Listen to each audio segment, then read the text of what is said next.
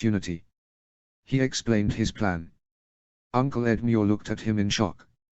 "I'd need to marry?" he asked. You would. I think binding them together to house Tully it is the only way to ensure they will accept. The blackfish laughed loudly and slapped his nephew on his back. "Ha, it was about time, Edmure. You know Hoster would want you to give him some red-haired grandchildren.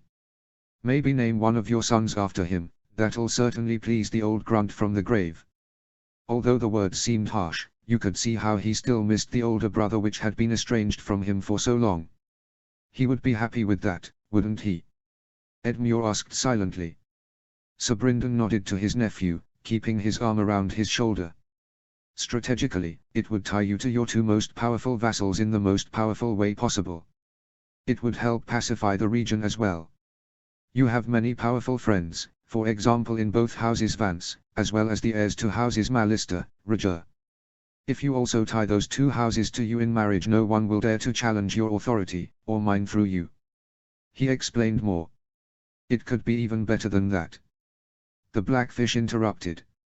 "If you'd marry Jane and those two sisters marry a Bracken and a Blackwood, two sisters still remain.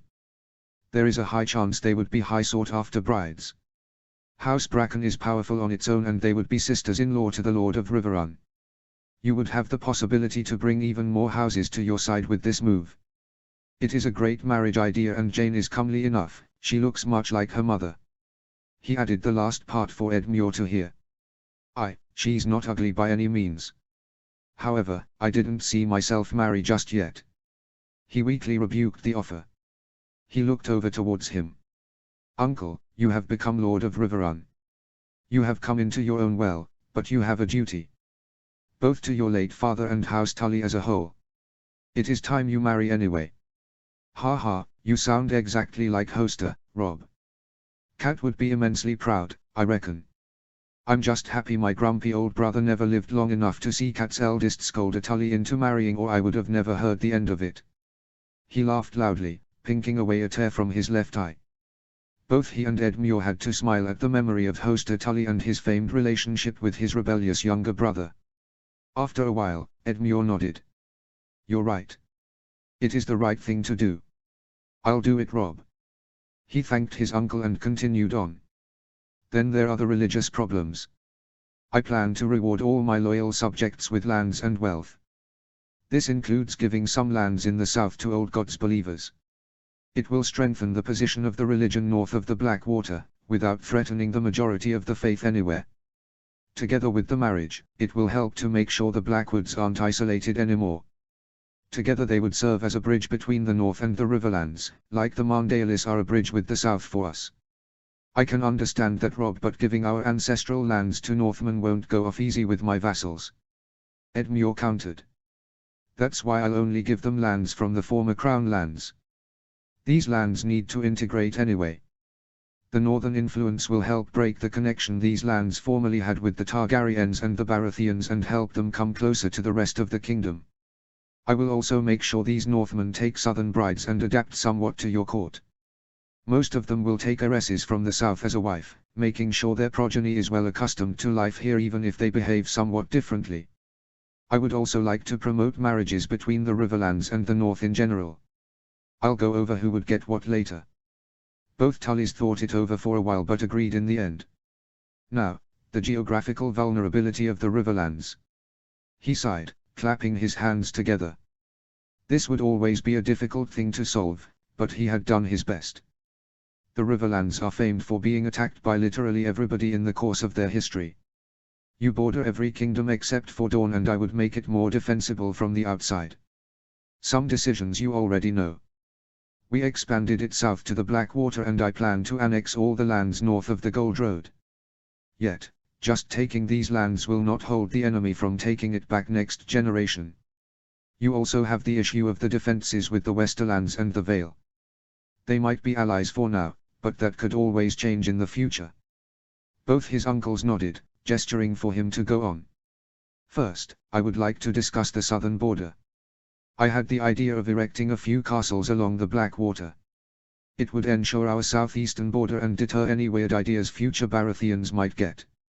More concretely, I want a new castle to be built in the King's Landing area and one here, where the Gold Road crosses the Blackwater," he said, as he pointed the spot out on the map.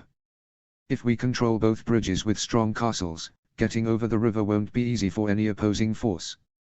The Blackfish bowed down over the map. "Just the crossing with the Blackwater Rush or these crossings with its main tributary too?" he asked, as he pointed to the crossings a little more to the north. "Both would do, but I think the Blackwater Rush has priority. Besides, those other crossings are already in the core lands of houses who have bent the knee. The crossing with the Blackwater Rush itself and half the lands next to it are vacant after the extinction of a knightly house, and the houses next to it know they owe us small tracts of lands for their opposition. If you add it all together, you could create a small but capable house to protect the crossing. Either make it a very strong knightly house or a small lordly one. In the King's Landing area, you could create another strong lordly house, who will rule over most of the Targaryen lands north of the river and a town of some 35,000 people. I'd pity the enemy wishing to march through that area quickly in the future. These are great plans, Rob, but how would you pay for this and all the other plans you're going to propose in the next hours?" Sir Brynden asked him. He grinned at his uncle. "Do you know how much coin Winterfell gained during this war?" He stood up and walked to the desk and picked out a piece of parchment. He started reading aloud. 66,000 dragons indemnity with Dawn, 40,000 more from sacking their camp. $1 million's worth of coin from sacking the Westerlands, 1,050,000 indemnity from the Westerlands. Jon has brought up 250,000 dragons worth of coin from raiding directly for House Stark. The former Crown land houses together paid 250,000 as indemnity. As much was also gained from looting in the area and the capital. 1,300,000 coins gained from the treacherous houses of Free, Goodbrook and Viprens. That is all after giving the lion's share to the vassals." Both Tullys looked at him in utter shock. "You need to add some more too. I will demand the Reach for more indemnities and we will sack the Iron Isles at some point. Factor in that the lands gained from the Crown lands, Westerlands and Reach will bring in additional coin in the future, and that we have new highly beneficial trade deals with most surrounding kingdoms and bravos. I think we can afford to build a few castles. Already over 3 million coins have been gathered here in the south. Jon will collect the first payment of the Lannisters in the west and more will flow in through trade and indemnities over the years. You don't build castles in a year. We need the funds to start the work, and then the constant influx of coin from trade and indemnities can keep paying for the building processes in the future." "You wish to invest all that coin in the Riverlands?" Edmure asked, his mouth agape. "No, I need to invest in the north too, but that's not on discussion today. Besides, I have already invested greatly in the Riverlands with captured cattle, people from the Crown lands and so on. I will invest parts of it, other parts I will offer as cheap loans.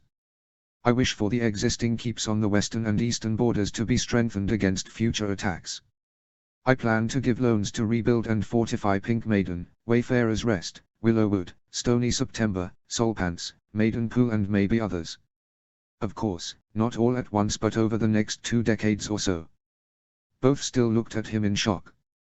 "Why do I have the feeling that that's not everything?" the Blackfish asked suspiciously. He laughed loudly. "Because it isn't. I wish to raise new houses and keeps on the lands we annex from the Reach north of the Gold Road. Some lands go to nearby houses as rewards, then enough lands remain to raise 2 strong lordly houses. I wish for them to raise keeps as a buffer between the Reach and Stony September and our heartland." Sir Brynden looked over the map and let all he had said sink in. His military mind seemed to be working quickly. "So, 4 new keeps on the southern border. 2 to keep the Blackwater Rush border here and here." He pointed towards the 2 big crossings of the major river. He nodded. 2 more castles once the Blackwater turns inland to hold the southwest and protect all lands between the Blackwater and the Gold Road, as well as the many crossings of the former river that reach into the heartland."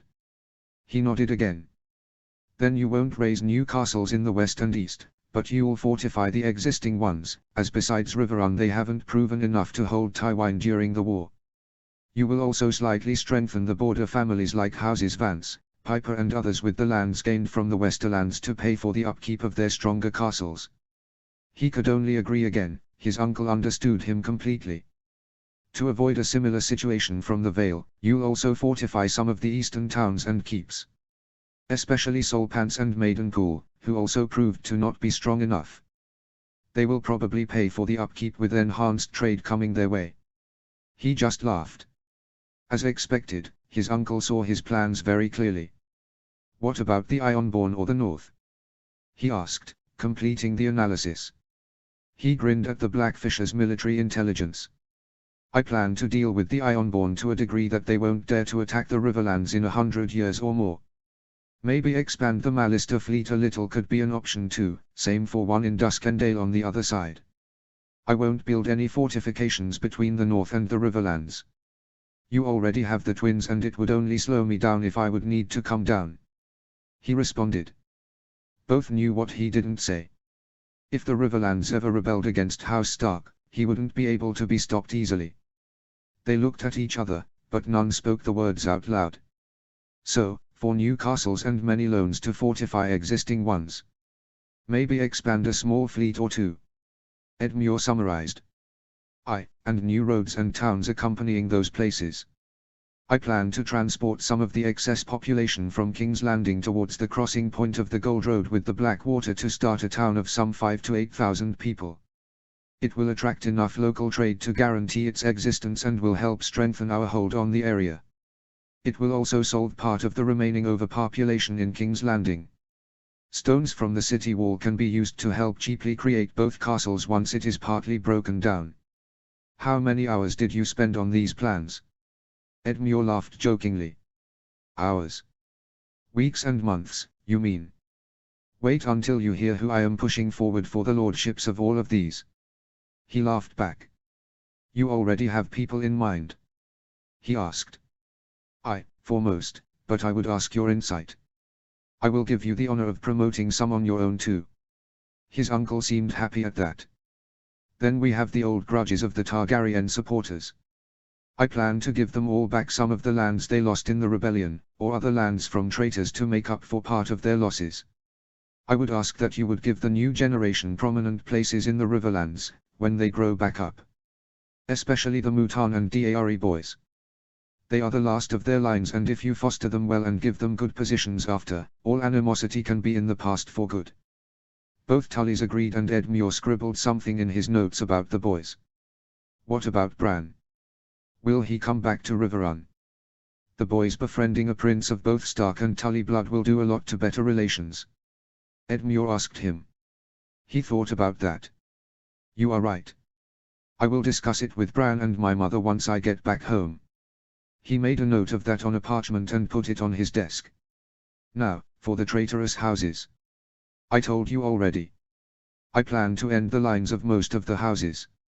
Most of their wealth will be confiscated by me. I would offer the remainder of much of their lands to friends of you, Edmure. To ensure good relations and to reward those houses for their loyalty. His uncle perked forward, very interested in what he would say now. The lands of House Goodbrook will be diminished mostly by giving some to House Tully, whilst much smaller symbolic portions will be given to other surrounding lords. Garth Goodbrook had a sister without progeny that was widowed during the war. I would give her hand in marriage to Sir Lucas Blackwood with 3/4 of the original Goodbrook lands as a dowry. He could change his name to accommodate the new area. I think he will do well as a lord. Both uncles seemed to agree. Sir Lucas also spoke to me of widow fares. He didn't know he was getting any lands, but he told me the story of their descendants and their affinity for House Blackwood. Some also seemed to be in Tully lands. Yes, in the hills to the north many villages with old gods believers still roam. Especially the lands of the knightly House Wolf, named after the army his ancestors belonged to. Some 3,000 of them are intermingled there, maybe a few hundred others scattered around too. They have always been a concern of ours but seem to be loyal. Well, why not give them a place of their own? Allow any willing to depart to the former Goodbrook lands under Sir Lucas. The same goes for the other communities in the Riverlands. It would take the concern out of your hands and the area could be partially repopulated with people from the Crown lands and easily integrate them in the area. He asked. You would propose population exchanges? Sir Brynden asked. As long as the people themselves are willing. It will help with religious problems. Seleucus' hold over his new lands will become stronger, and the 7 believing houses like House Tully won't have to fear their old gods believing minorities anymore. Some Northmen will wish to remain in the Riverlands too. By organizing widow fairs we can keep them in these lands. They would mostly populate the lands given to Northmen, but could help Seleucus too. They would keep away from your pious lords and still serve to strengthen and rebuild the lands. Edmure seemed doubtful, but the Blackfish understood his point. It's true, Lord Titus and even his father before him always felt isolated because of the religious issues, Edmure. It is one of the main things that always fuels their feud with House Bracken. The idea they need to show their strength, or otherwise they will be isolated. Besides, it would help rebuild the Goodbrook lands and others from the damage done due to the war. Well, only if both the lord and peasant agree. Otherwise I won't accept it. Maybe Seleucus could send some pious peasants back to replenish their lost numbers too. I don't want houses to be weakened because of religious reasons. The Lord of Riverrun spoke. He agreed with that. 30% of the lands of House Vipren will be distributed to the surrounding lords as a gift, for example to House Deddings. The remaining lands I would offer together with the former lord's niece's hand to Sir Robert Peach. Sir Robert has fought loyally and ably during the war, although always staying in the shadows somewhat. I know he is a companion of yours, and after a few talks with him the man seems capable to me. Edmure agreed. Robert is a quiet, but capable man. He'll get the job done whatever it is you ask him. House Peach will also rejoice at being looked upon so highly. I had hoped that would be the case. Both would be given lordly status. The third of your friends I would reward is Sir Hugo Vance. I would give him the lands and keep of House Hague, as well as half of those of House Irenford. He would be made a very strong knightly house directly sworn to Riverrun, if he changes his name. There are too many houses Vance already. He laughed. Both grinned with him, and Edmure nodded, glad to see his friends rewarded and his own social power base expanded. The other half of the lands of House Irenford I would give to another one of your friends' families. To neighboring House Roger. I think the Etristan is a friend of yours. His uncle nodded.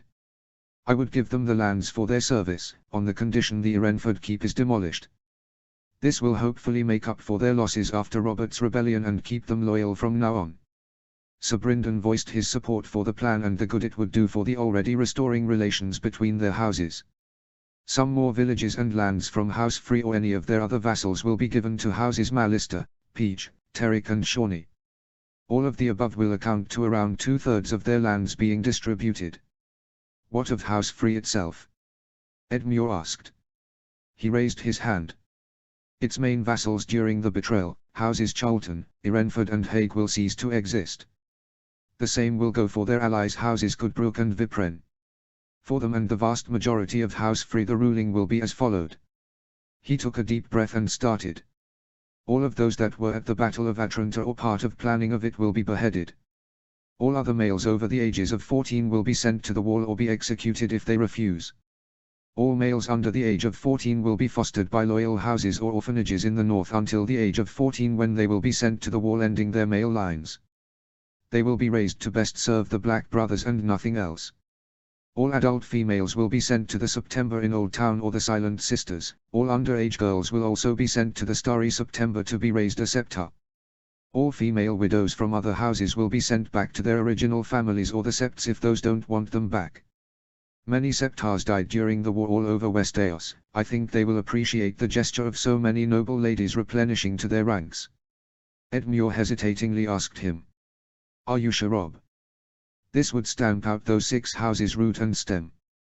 Combine it with what happened at the Twins and this would be your own reigns of Castamaria. I know, and I am sure. We all lost too many people in Atranta to ever forgive what happened there. He said, his tone cold and hard. Sir Bryndon nodded at that. Lord Titus and many others that had died there that day had been good friends of him. Edmure had also lost friends, so he didn't protest any further. However, there will be some exceptions and special cases for House Free. The male progeny of Gemma Lannister and Aemon Free will be explicitly sent to Winterfell to keep an eye on until they join the Night's Watch. I have received a letter asking for the Caron mother of Perafree to be returned to the Stormlands to re-establish the Caron line. She will marry a distant Caron cousin and continue her dynasty. Her daughter Pera will be disinherited and marry a low household knight of the Carons for her to accept. Roslyn Free will be spared and will be acknowledged as the heir to Rosby through her mother, as I promised the late Lord Rosby, and lastly the only male to be spared will be Sir Oliver Free. All simply accepted the conditions as they were of no great consequences. Sir Oliver will be recognized as the knight of the twins. House Free will be demoted to a knightly house and will only rule a third of their former lands. You would let them live? Edmure exclaimed. You will kill off the other houses but let the Freys live. No, I will have sent 100 members of that God's-forsaken family to their grave or to orders which won't allow them to produce children.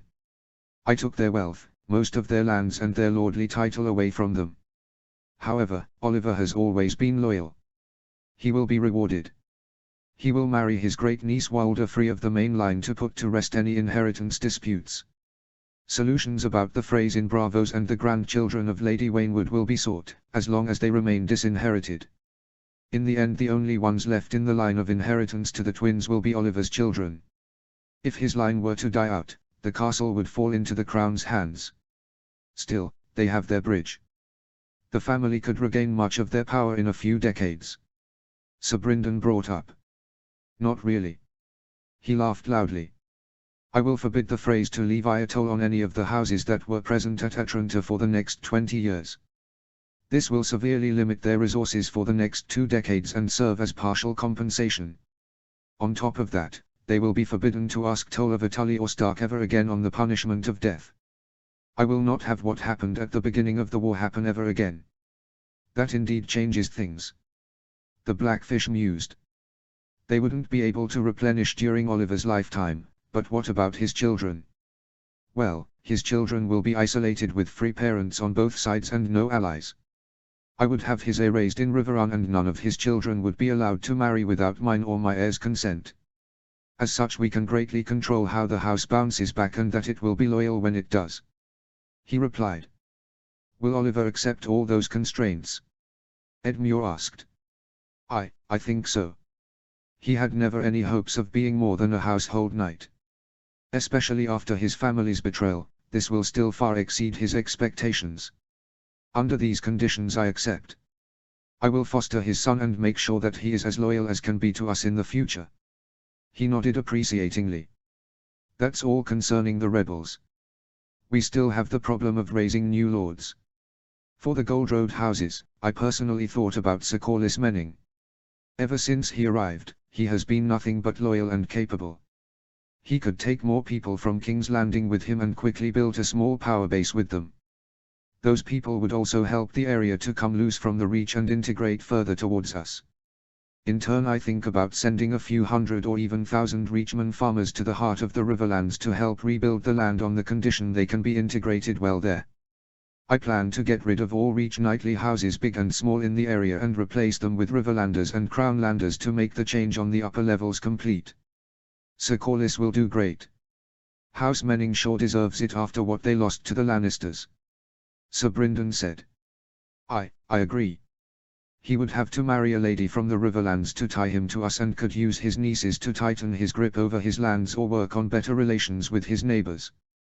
All agreed with the nomination of Sir Corlys.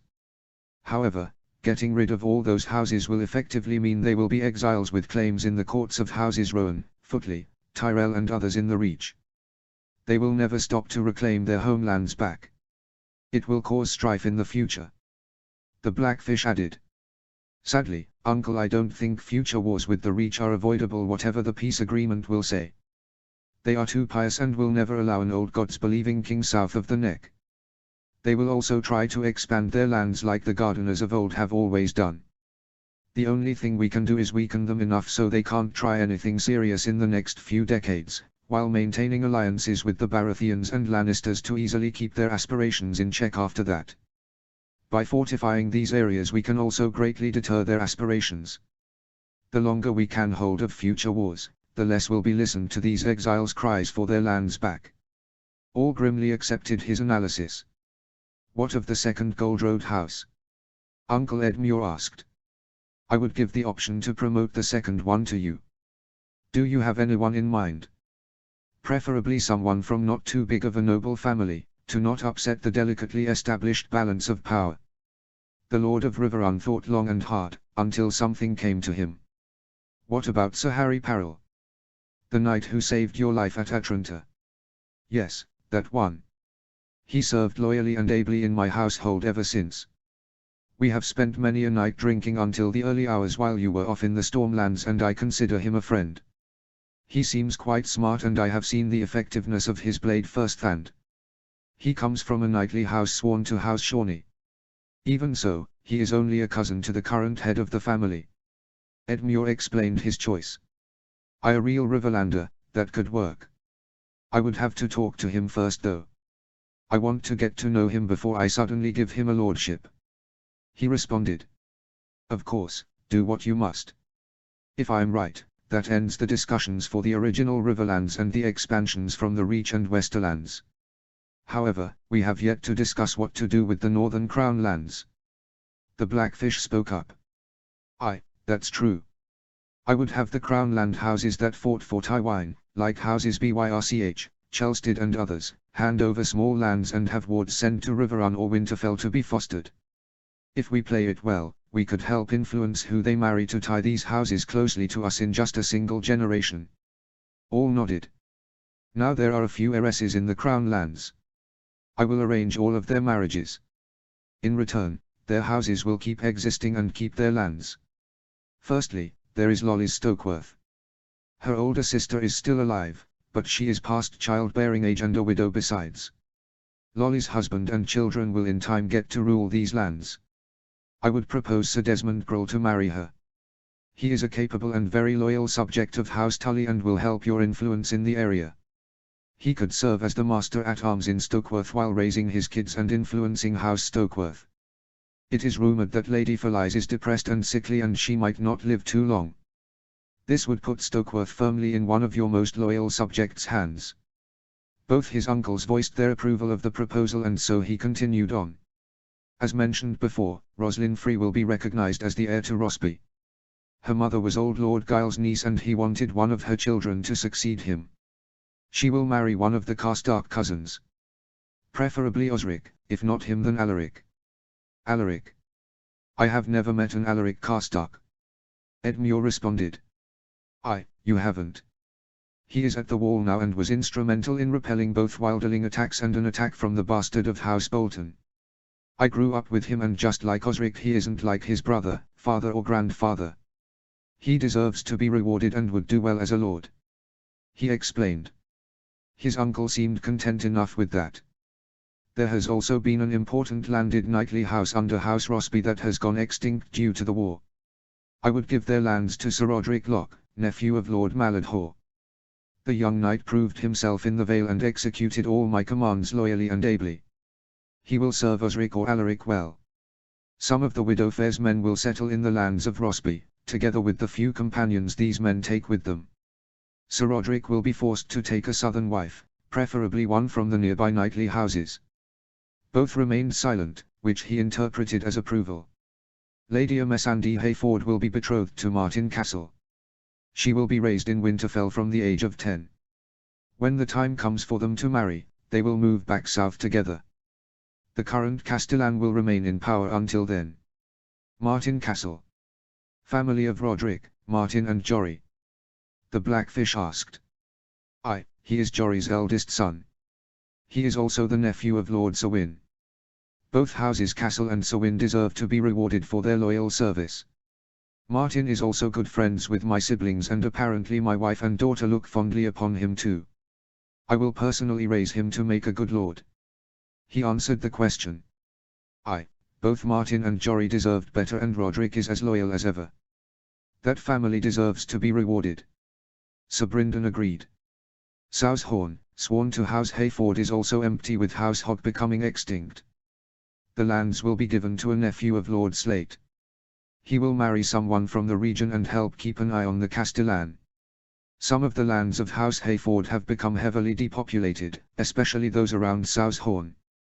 They will partly be resettled with men from the Widow Fairs as well. House Staunton's lands are to be split. A third will go to the clans of Cracklaw Point. Some small tracts of lands will be given to House Mouton, to compensate for the rebellion and help the House reboom after the destruction of Maidenpool. The rest, among them Rook's Rest, will be given to the second son of House Root. In return, House Root will return the lands they gained from House D'Ari after the rebellion. This will serve to smooth things over with House D'Ari, while still handsomely rewarding House Root. Edmure looked pleased with another Riverlander being awarded lands in the Crown Lands. Lord Bracken's natural-born son Sir Harry Rivers will be given lands on the point where the Gold Road crosses the Blackwater. He will able to create his own powerful knightly house sworn to Riverrun there. He will have permission to build a small, but strong, keep there, as well as a border town over 5,000 people in size. Both will be heavily funded by the Crown. As mentioned before, the population will be composed almost entirely from immigrants from King's Landing. Interesting choice. You give both a Blackwood and a Bracken lands. The Blackwood gets the better title, but in compensation the Bracken gets a lot of coin and help from the Crown to better his lands. It might work. Sir Bryndon said, respect clear in his voice. Sir Harry had been a war companion from his uncle since before he had arrived in the Riverlands. He knew he held the man in great esteem, as had been shown when he had knighted him. Lastly, there is the King's Landing area. To govern the chaotic region, we need a strong hand. I would propose Roderick Umber. The Great Yon's younger brother has shown himself capable in leading men and both the fighting and tactical aspects of war. We need a strong man to hold the mouth of the Blackwater, and he would be able to do that. He has also led a contingent of levies from the city for months now, and they follow him loyally despite differences in religion and culture. Those men, in combination with some of the Northmen and especially Umbermen wishing to stay in the south, would be more than enough to hold the river and deter both the Storm Kingdom and the Reach from trying anything in the next 20 years. By that time, the area will be mostly fixed up and almost impregnable without months-long sieges for any foreign army. You would give an Umber land serving under me? Edmure asked, clearly in doubt. He will of course marry a Riverlander noblewoman. Personally, I was thinking of a Page. He seems to be getting along well with Sir Helman, and the Page lands house thousands of old gods believers still. Maybe some of those could repopulate the farmer populations along the mouth of the Blackwater with folks that will be more inclined to be loyal to him. It will make for a good mix to weed out the Crownlander culture at its roots. Anyway, both sides would have to agree with that plan. He replied. Maybe, but all the lands remain in ruin, especially the city. What are you going to do with that? The Lord of Riverrun asked him. He walked over to the desk and pulled out a map of King's Landing and the surrounding lands. He showed it to them. In short, rural areas will be rebuilt as they were. New villages and farmsteads will be erected on the former tourney grounds and along the roads and the water much closer to the present city limits. A new castle will be built on Wisnius Hill where the ruins of the Great September are located now. This castle will dominate the area and the town below. Of the present city walls, 3/4 will be demolished and the stones used for other nearby building projects like the aforementioned castle. He went over the map with his index finger so the other men could easily follow his thoughts. The present town will only be located around Wisnius Hill, especially on its eastern side. The only part of the walls to remain standing will be those from the Lion's Gate to the Mud Gate. From there new fortifications will be built so they surround the hill and encompass less than a quarter the city does now. The town will be much smaller, but also cleaner than its predecessor. It will have wider streets, stone houses, green spaces and a better sewer system. People will be less packed together to better fight diseases and fires, which ran rampant in the old city. Still, the city of some 35,000 inhabitants will have strong fortifications to repel anyone dumb enough to risk crossing the Blackwater. The inner city will be loosely remodeled after the workings of White Harbour. Sir Bryndon whistled. You clearly thought it true. I like the plan personally, but what of the other parts of the city? You mention over 3/4 being abandoned. Those will be cleared of rubble. Its walls and houses will be demolished and the cobble for their roads reused elsewhere. In time, I would want most of those lands to be reconverted to fields and be planted again, but I fear that will take many, many decades. It is likely none of us will see the end of that project in our lifetimes. However, it would finish the transformation of King's Landing from a dirty and urban trading metropole to a clean yet small local border city that lives on local trade and agriculture. What about the trade and the income the city once brought in? Edmure asked. The trade the city now carries will be distributed between Solpants, Maidenpool and Duskendale, and to a lesser capacity some foreign cities, like Wickenden, Gulltown and Driftmark. Helping the growth of Solpants and Maidenpool will quickly help those regions recover, while Duskendale will become the most important city between Gulltown and Dawn. It is better located and much more defensible than the King's Landing area now is, and is less easily cut off by the Storm Kingdom in case of war. Some trade, like the ones with Bravos and Lorath, will probably divert to White Harbor. All in all, the trade revenue of the Riverlands will increase exponentially, while other regions also benefit with mixed degrees. Edmure looked very greedily at the prospect of so much coins flowing in his lands. Uncle, I do hope that you remember that the foreign trade tariffs are paid to the Crown, not the Lord Paramount. Edmure looked caught and apologized. Of course, Rob.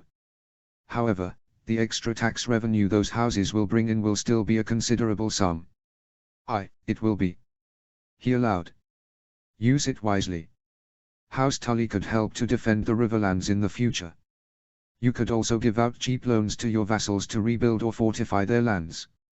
To help houses Malister and Riker to build up a small fleet. You could also spend some coin to help clean up the mess in King's Landing. These lands are sworn to you as well, you will benefit from it if they get stronger. His uncle nodded, while the Blackfish mumbled his support for the statement. You should also remember that this will increase the amount of taxes you will have to pay to the Crown.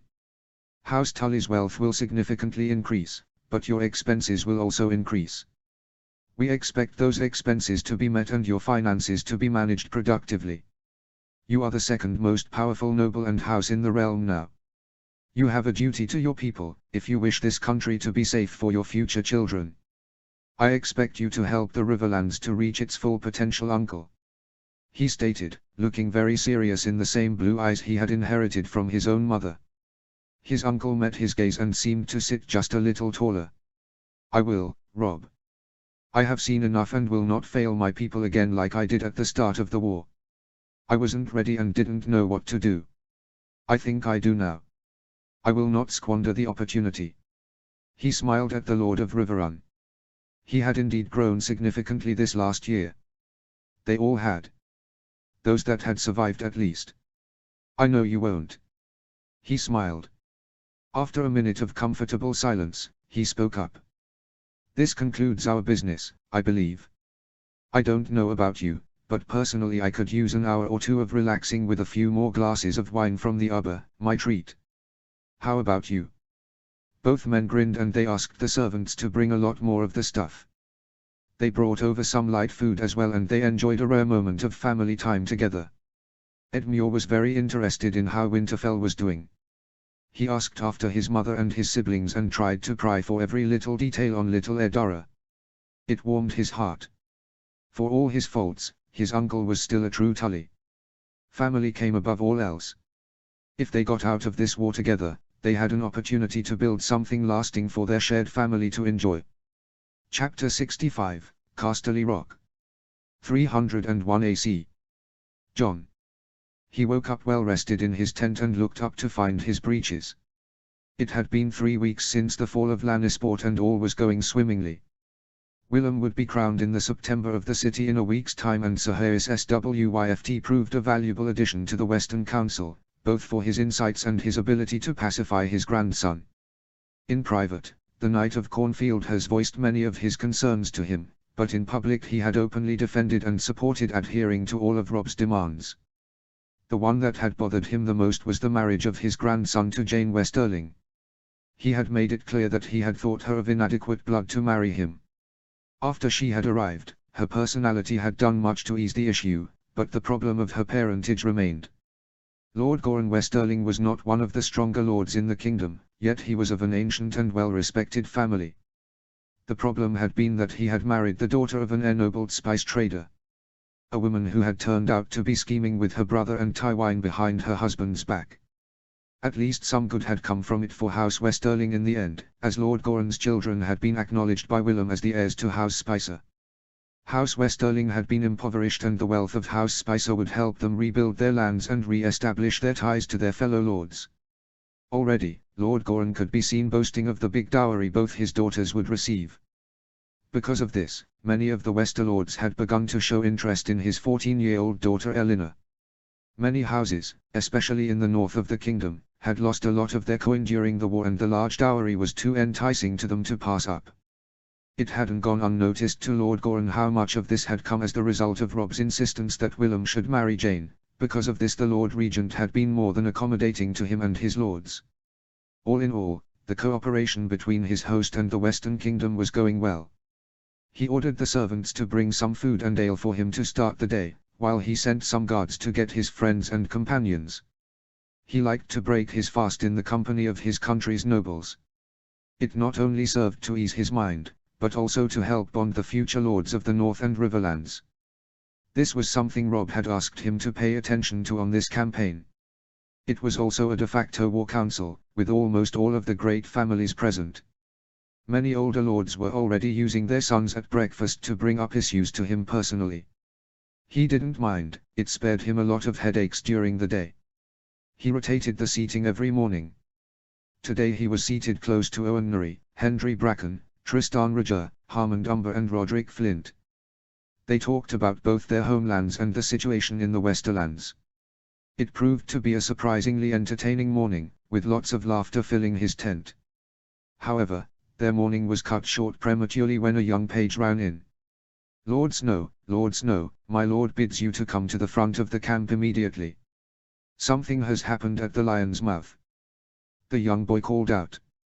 He couldn't easily make out to which house he belonged, so he asked the boy which lord he meant. I serve Lord Crickehall, my lord. He is my great-uncle. I'm one of his personal pages. The young boy boasted proudly. He nodded in turn and stood up.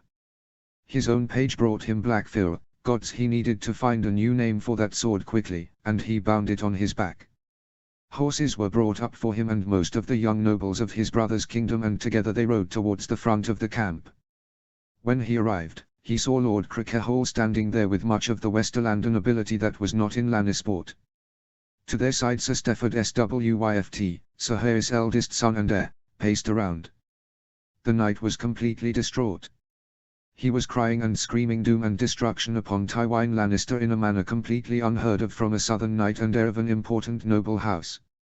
He rode up to Lord Crickehall together with his companions. During their ride here, his best friends had gathered around him. As such, he was now flanked by Smalljon, Daisy Mormont, Harry Oncastark, Domeric Bolton and many important nobles mostly from the north. He jumped from his horse on the ground and calmly demanded to know what was going on. See for yourself, Lord Snow. Lord Roland Crickehall replied grimly, as he pointed to the Lion's Mouth. At first, he saw nothing out of the ordinary, but then he noticed two bodies hanging from the walls. The one on the right seemed to be the lifeless body of a man, while the one on the left seemed to be that of a woman. In between them, a yellow flag had been lowered. It was the flag of House Swyft, a blue rooster on a yellow field. He looked over to the heir of Cornfield and managed to put two and two together. He knew that Dorna Lannister, formerly Dorna Swyft, was still residing in Casterly Rock. She was Kevan Lannister's widow and the mother to King Willem. She was also Sir Stefan's elder sister. Lord Roland saw that he realized what it meant. Someone needs to go tell Sir Harris and the king. I think the council should do it. He spoke up, as he waved to himself and his companions Sir Adam Marbrand and Lord Serret. He nodded in agreement to the statement. They had nothing to do with this, better let their own handle it. Soon, the whole Westerlander force and administration was outraged. In Lannisport voices were calling for an assault on Casterly Rock. He understood the sentiment, but an assault would leave many of them slaughtered without any gains. He and his men did everything they could do to discourage people from trying to do that. Dorna Lannister had not been especially well liked by her noble countrymen, but she had been well respected. From what he had heard, she was regarded as a dutiful wife to Sir Kevan. She seemed to have been kind, calm and had spent most of her time raising her children. She had only a few friends, but fewer enemies still. This respect in combination with the outrage of King Willem made the whole situation very volatile. The young monarch had been heard screaming that Uncle Tywine had killed both his parents and that he would pay dearly. He had also asked around to know the identity of the male body that had been hanging from the walls. His name had been Sir Humphrey Swyft, the only son of Sir Hayes' younger brother, who had died in battle during the Greyjoy Rebellion. After a few hours it had been clear something had to be done to ease the tension, otherwise problems would soon arise. After a short, but very heated, council with the most prominent lords of the region, it had been decided that 2 punitive expeditions would leave the army on the morrow. They would head over to the lands of Houses Wyatt and Plum, which had stayed loyal to Tywine up until now. Earlier, most of the council members had wanted to limit losses and damage in the region to a minimum, but now something needed to be done to get some of the hotheads away from the siege lines. Dorna Lannister had been very well liked by the ordinary people of Lannisport. She had spent most of her adult life in her residence in Lannisport with her children, and they had often visited the markets and the harbour together. Although reserved, she had given rich donations to the local septs and put many a coin in the merchants' pockets. Only an hour after it had been decided to send punitive raids into the lands of the lords still loyal to Tywine, calls for volunteer battalions to join the punitive expeditions had spread all around the city, with many set on joining them. It would do well to ease the tensions of the civilian populace, he guessed, so he let them be. Robb would probably appreciate more damage being done to the interior of the region, as it would ensure a longer recovery from the war. Still, he went to bed with mixed feelings that night. Many innocent people would die in the coming days because their lords hadn't seen an opportunity to drop Tywine in time. I understand you now, father. I understand why you never shared our youthful enthusiasm when we asked you about the rebellion. He thought, as he pondered about what the former Lord of Winterfell would do. War was a cruel business, a thing most songs and stories seemed to forget. He fell into a pleasant slumber, but it soon turned to more vicious dreams. He looked once more through Ghost's eyes, a thing which he had become well accustomed to. He came back from a successful hunt and he still tasted the blood of the unlucky deer in the hairs around his maw. He quietly stalked through the camp. Most two-leggers had become accosted to his appearance in the daylight, but at night he could still constantly smell their urine whenever he passed by unannounced. He stalked towards the big white tent in the middle. He had heard the two-leggers call it the Snow Castle. As he neared the structure where his master was sleeping, he heard something. He could hear a twig break at the other side and whispered curses coming from the same direction.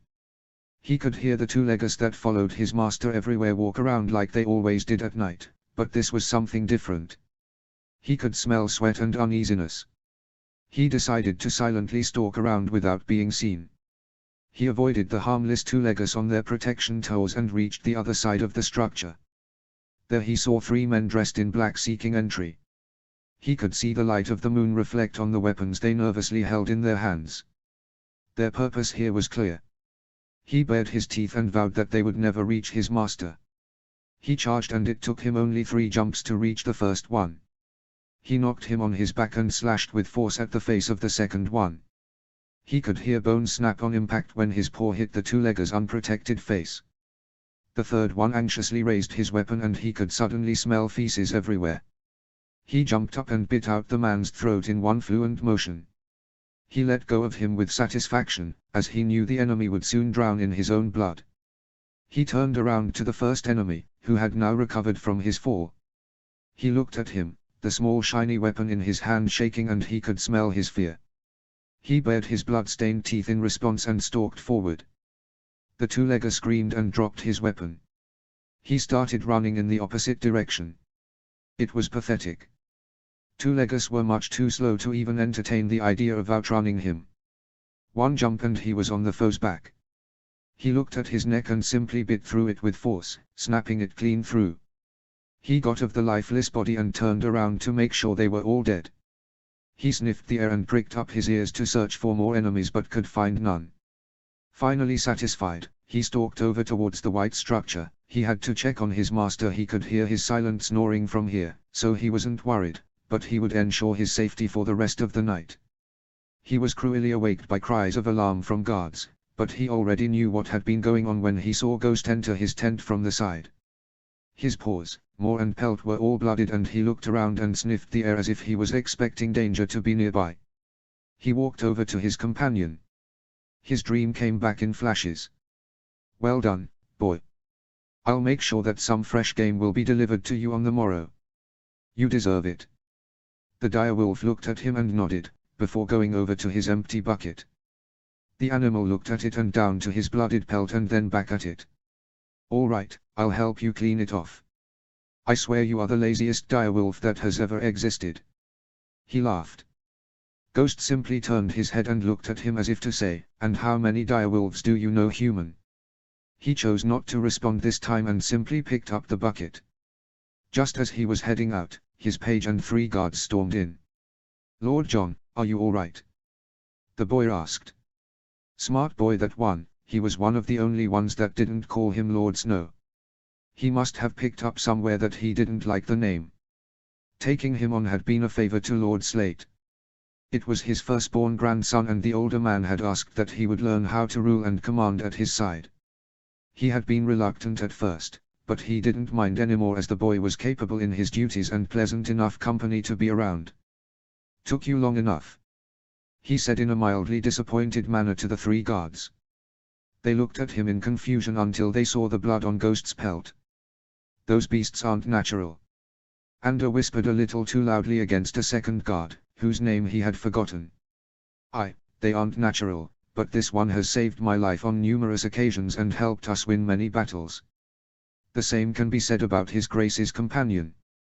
So, I would appreciate it if you looked at them just how we look at them, as gifts from the gods sent to help us defend Who's Stark and the North against their enemies. Both guards nodded to him in shame. He looked at the Slate boy. Alert the guards on the outer perimeter, make sure the whole camp is checked to see if there are any more intruders. There might be other attacks happening at this very time. Then he looked back at the guards. You stay around me, while I clean up Ghost from his encounter. Make sure that there are no more unexpected surprises. All 3 looked in confusion at each other, but he just walked out and they quickly fell in line. After he was done cleaning all of the direwolf's fur, Ghost was now around the same size as him. Information about other attacks came in.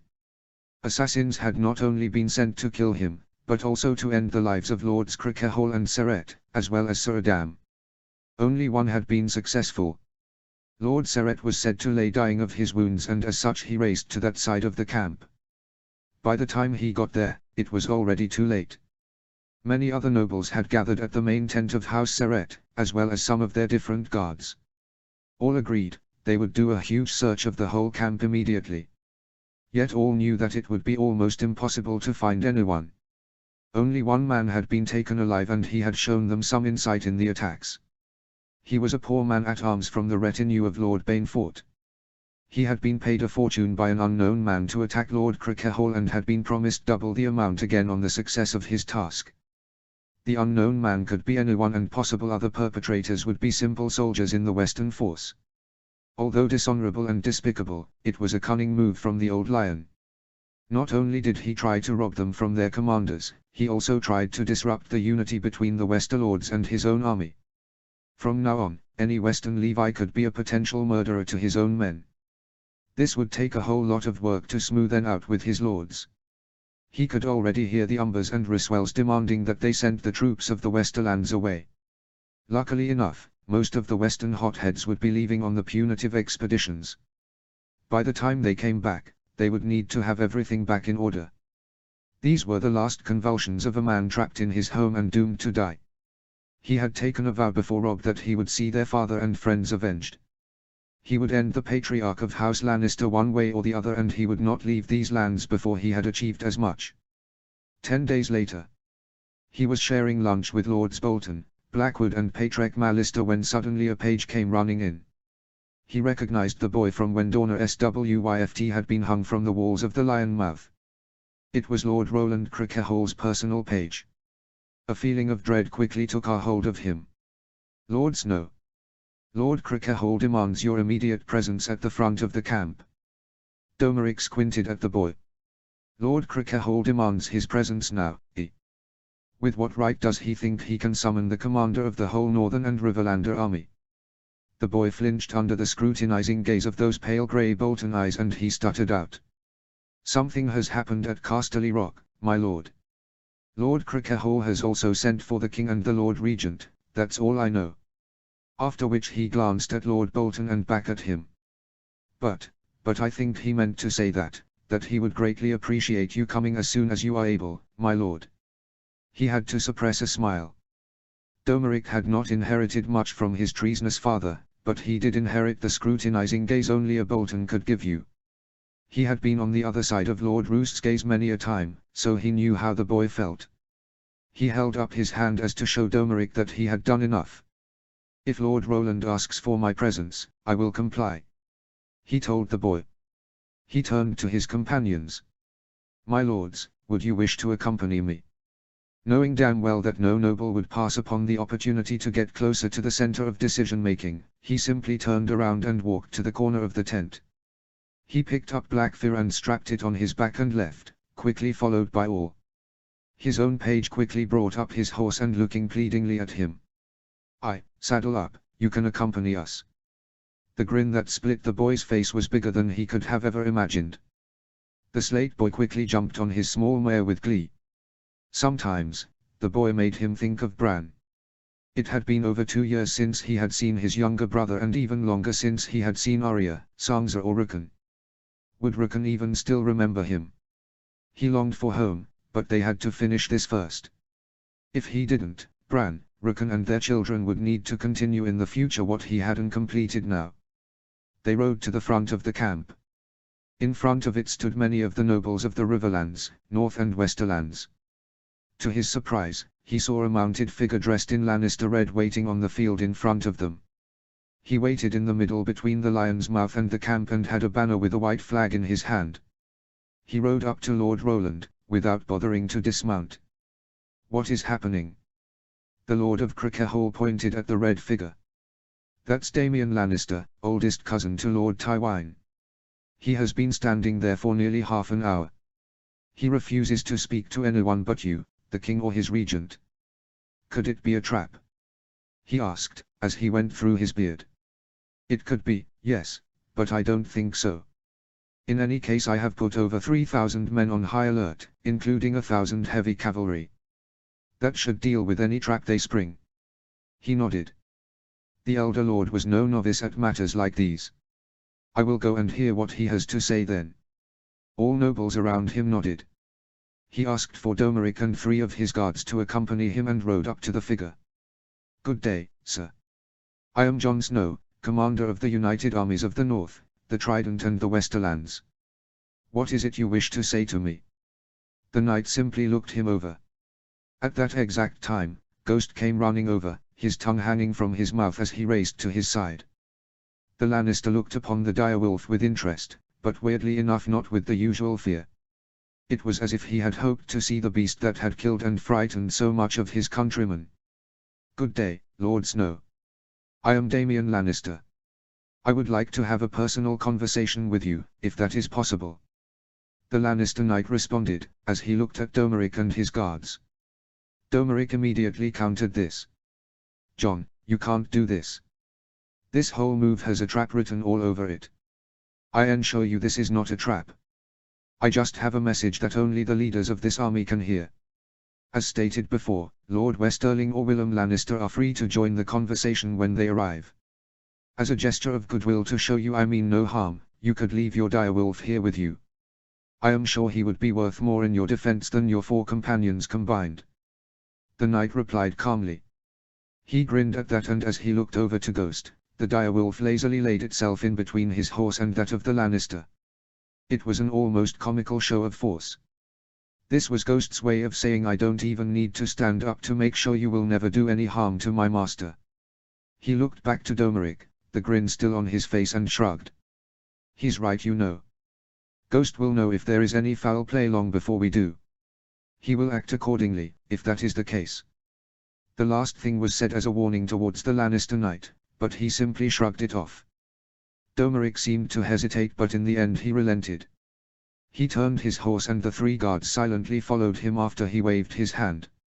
Now, before we get down to the business you wish to speak of, I would quite like to know in what capacity it is you speak. He spoke in a firm tone. Excuse me, my lord. As said before, I am Sir Damian Lannister. My father was Sir Damon Lannister, eldest son of Sir Jason Lannister, the younger brother of the late Lord Tytos. My father was Tywin's eldest cousin and brother-in-law, and as such I am the most senior male Lannister behind Willem and Martin. I speak in the capacity of being the temporary Castellan of Casterly Rock. Castellan. Why would Tywin need a Castellan when he is stuck in the same castle? I am not Tywin's Castellan. This is the exact reason I wish to speak to you. This morning before dawn, a significant number of nobles rose up against Lord Tywin in secret. They had been asking him to discuss terms ever since the fall of Lannisport, but he would have none of it. Many of us were shocked by the executions of Lady Dorna and Sir Humphrey. To execute your own sister-in-law like that, after your brother died fighting for you, was a thing none of us could agree with. He sighed. After what had happened to Houses Plum and Wyatt and the showing you made of their demise, the mood irreversibly changed. Everyone had heard the stories of what happened to the twins. No lord had ever wished this to happen to his house or his family. When it became clear that it was true that Lord Tywin sent assassins to kill both you, your commanders and my fellow countrymen, we could not idly stand by anymore. He looked at the man and thought about the multiple assassination attempts that had happened the last 10 days. No major nobles had been killed, but they had lost many guards, and Harmond Umber had been wounded during an attack against his father. Luckily enough, he had always had Ghost, and the direwolf had dealt with many feeble attempts on his life. My wife is Lord Roland Crickehall's niece, and Willem, Martin and little Janie are just as much my kin as he was. The little girl will grow up an orphan all her life just because he wanted to prove his point. Lord Tywin tried to kill our own kin in the most disgusting of ways. We had enough. We. He simply retorted. The knight cited. Yes, we. I, together with much of the nobility left to us in the Rock, rose up against my lord and kinsman this morning. For those sins I will forever have to atone to the gods. He simply nodded. What happened to Tywin? He was killed in the fighting at his quarters, together with his sister Jenna and her husband Imanfrey. Many guards and minor nobles died in their defense, amongst them Jenna's second son Lenalfrey, husband to my wife's cousin Melissa. All of us had family on both sides of this conflict, lords know. Whatever I did, I had to betray my kin in some way or another. My son and I were in Casterly Rock, while my son-in-law Lord Antario Just and my grandsons were besieging us. This awful situation had to stop, so I helped stop it. All others surrendered after their deaths. He looked at the knight. At first, the man had sat tall upon his horse, now he was almost hanging over his saddle in shame. He barely dared to meet his eyes, and he understood why. This was clearly a very dutiful and family-oriented man. He had had to choose between following his tyrannical liege and part of his family on one side and his honor and another part of his family on the other side. In the end, he had chosen the latter. You say Lord Tywin and all his immediate family are dead? No, only the adults. We took Jenna's youngest son Redwalder and her grandsons Tywin and Willem captive. I would never kill children. I am not my cousin. Little Janie is being taken care of by my own wife for now, as if she were her own. The knight said, a newfound pride clear in his voice. King Willem will want to see his little sister. His free cousins are decreed to be sent to the wall, together with the rest of their ilk. The punishment for House Free is clear, but we do not condone the killing of children either. The knight nodded thankfully. You keep saying King Willem. Has he been crowned yet? Aye, he was crowned 5 days ago in the September of Lannisport by the local septon with almost all western nobles in attendance. I was there as a witness myself. The man nodded in thought before straightening his back and continuing. I want to have it known that my son had nothing to do with this, I made sure of that. Whatever you have to do to me I will accept without remorse, but I would ask that my son is left alone as he is innocent. I would also ask that he is allowed to inherit the resources I have spent my whole life collecting to ensure his future. I betrayed my liege lord and I am a kinslayer, he is neither of those things. He looked at the Western Knight. If you ask me, you never betrayed your liege lord. He betrayed you all and was deposed because of it by the vast majority of his peerage, among them your own son-in-law and grandsons. By the time you rose up, Willem was already your rightful liege, even if you didn't acknowledge it. For the kinslayer part you will have to atone to your kinsman and liege King Willem Lannister and the gods, not to me. However, if you promise to hand over Casterly Rock to me now, I will swear to make sure that your son and all what should belong to him will be untouched. The man looked at him with a mixture of shock and gratitude. He bowed his head slowly. He solemnly dismounted his horse and went to one knee. I, Sir Damian Lannister, Castellan of Casterly Rock, hereby surrender the castle to you and your army, Lord Snow. He looked perplexed at the show of decorum. He asked the man to stand up, which he did. I think that after Tywin's history you will understand that I have to make sure that you aren't lying, although I personally believe you tell the truth, he said, as he looked over to Ghost. Ghost answered him with their mental connection. He detected no foul play. Of course, I do. He has hurt the Lannister name in more ways than one. The knight smiled sadly. I will send one of my trusted commanders with 500 men to enter the fortress and take control of the Lion's Mouth. After that, I expect most of your remaining force to leave unarmed in small groups. Only then will King Willem or I enter his ancestral home. I expect all lords to assemble in the throne hall and all captives to be presented to us there. Then and there we will speak law. After today, the Westerlands will be whole again. And you will ensure my son's health and birthright. He looked the man deep into his eyes. What's your son's name? Sir Lucian Lannister. I will make sure Sir Lucian Lannister, son of Sir Damian, will be protected and allowed to come into the wealth and titles attained by his father. I swear this before the eyes of gods and men, may they strike me down if I were ever to break my word. He replied solemnly. He could see a weight being lifted from the older man's shoulders. He remounted his horse. I will await your commander's presence at the gate, Lord Snow, he said, before turning his horse and riding back to Casterly Rock. Ghost got back up and stretched his back, as he slowly walked towards him. It seems our wait is over, boy. Soon, we'll be able to go back home. Ghost seemed happy, as he lazily ran alongside the canter that he had forced his horse in. Before he even got back to the siege line, the Great Jon shouted across the plain. What the fuck was that, Jon? He waited until he got there to answer, so all would hear. He inhaled sharply and called out loudly. A large group of Westerlander nobles have risen up against Lord Tywin and his supporters this morning. The tyrant himself, his sister Jenna, his brother-in-law Aemon Free and their son Lenal Free have died in the fighting. The rest of their kin has been taken into the nobles' custody. They have chosen Sir Damian Lannister, the closest male descendant of House Lannister left after King Willem and Prince Martin, as their Castellan. He has surrendered the castle to me before your eyes just now. The war is over, we have won.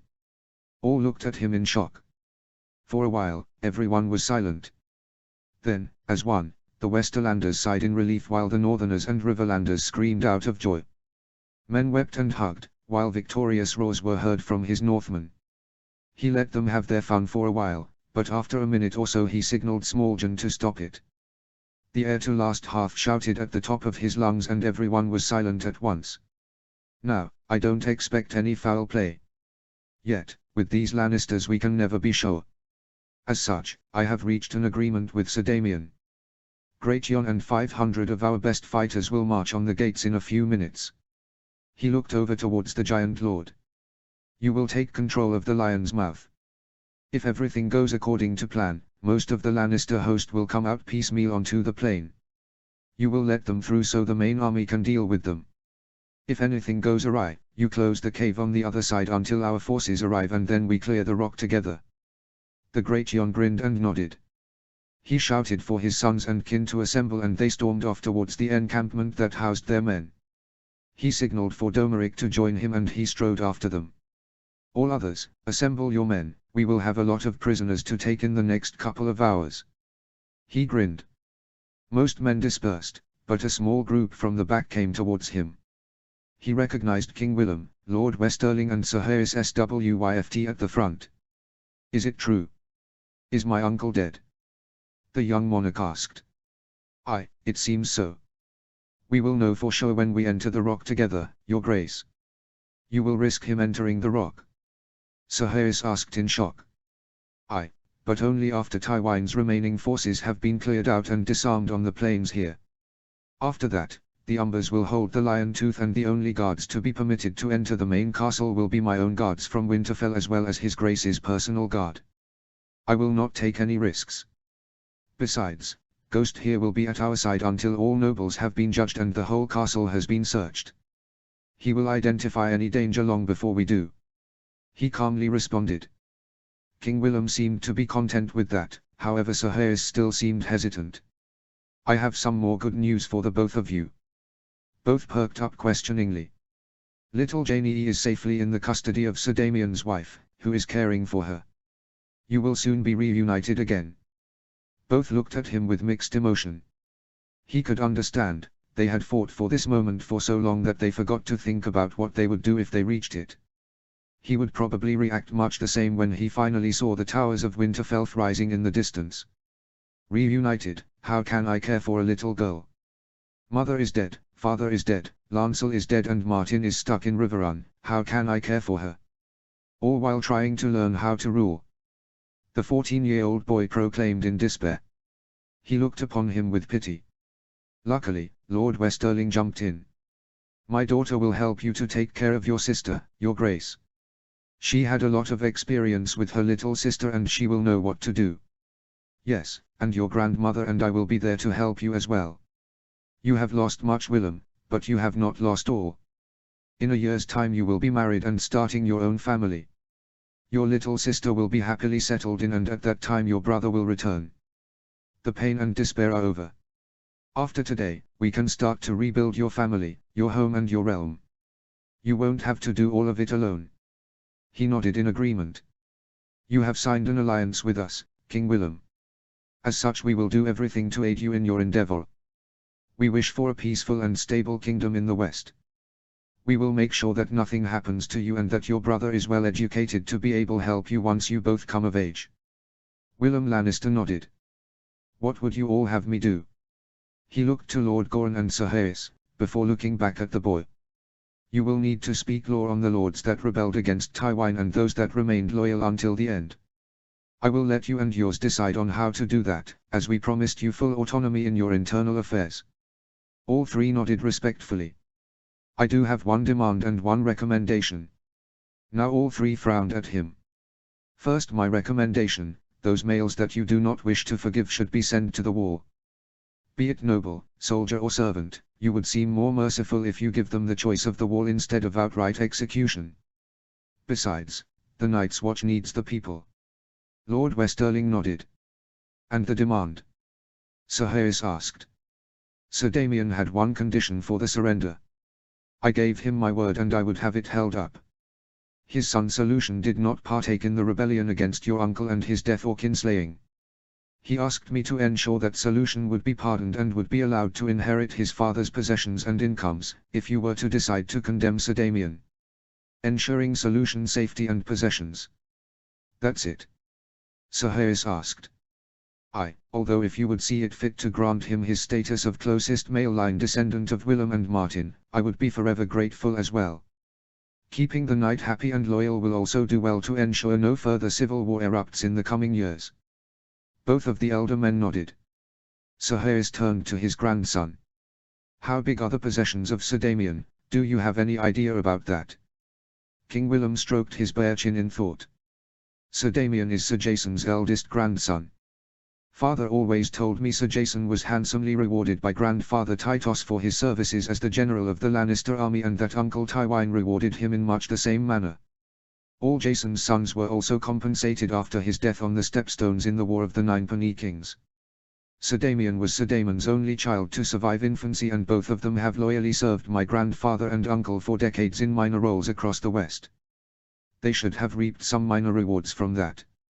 Through marriage, they also have good relations with houses Stackspear and Lannister of Lannisport. Yes, but I remember Sir Damon to be quite wasteful with his money. He loved new horses, new clothes and new sets of armor. Sir Hayes countered. My father told me much the same when he spoke of that part of the family. Yet, his son Sir Damian is entirely different. He has always been frugal with money and his father still left him a considerable amount. He turned his father's love for horses into one of the most profitable stables in a 50-mile radius from the Rock. He also owns some small tracts of lands in the vicinity of the city, as well as in the lands of House Stackspear. If I remember correctly, He even owns an inn or two in Case and Lannisport, but I don't remember it well enough to say for sure. His grandson replied.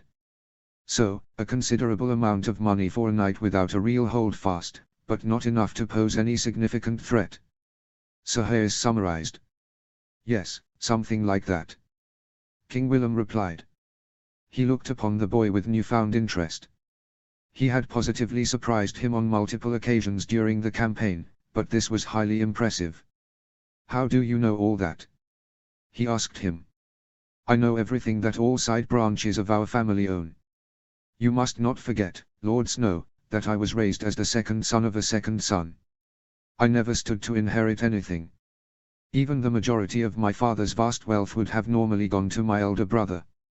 My father forced Martin and I to learn the fate and income of all of the side branches of our house to give us an idea of how we could sustain ourselves after he had ensured us a knighthood and a good marriage with a significant dowry. He didn't want us to turn out like one of Sir Damon's two youngest half-brothers, always begging the Lord of Casterly Rock for coin or employment to sustain them and their children. Father found it degrading and unworthy of the Lannister name. That sounded like a Lannister all right. Still, it would serve young Willem well as the new head of the family. Although, much of the knowledge was without meaning now. He had studied the Lannister family tree for long and knew the damage the war had caused upon the family. Lord Tywin's branch had died out, as had the line of his brother Tiget, and soon his sister's Gemma's entire line would end at the wall as well. As the closest member of kin and head of the family, Willem would simply inherit all they had possessed.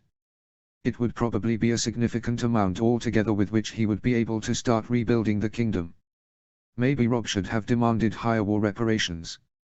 Anyway, that wasn't all. Sir Jason Lannister had had 4 sons, only Sir Damien and Sir Lucian remained in the male line with 2 sons and 3 grandsons of the old Lannister general dying during the war. All that remained were a score of eligible women with what would probably be very high dowries.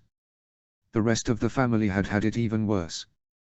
There were dozens of side branches in Lannisport and beyond, stretching all the way back to a time long before the dragons had ever set foot upon West AOC soil. Many of those branches had died out during the war. Some had died at Atlanta, the God's Eye or other battles in the Riverlands, while others had died during the Civil War or the capture of Lannisport. A score more of them would soon be sent to the wall, with possible others from Casterly Rock joining them on their march.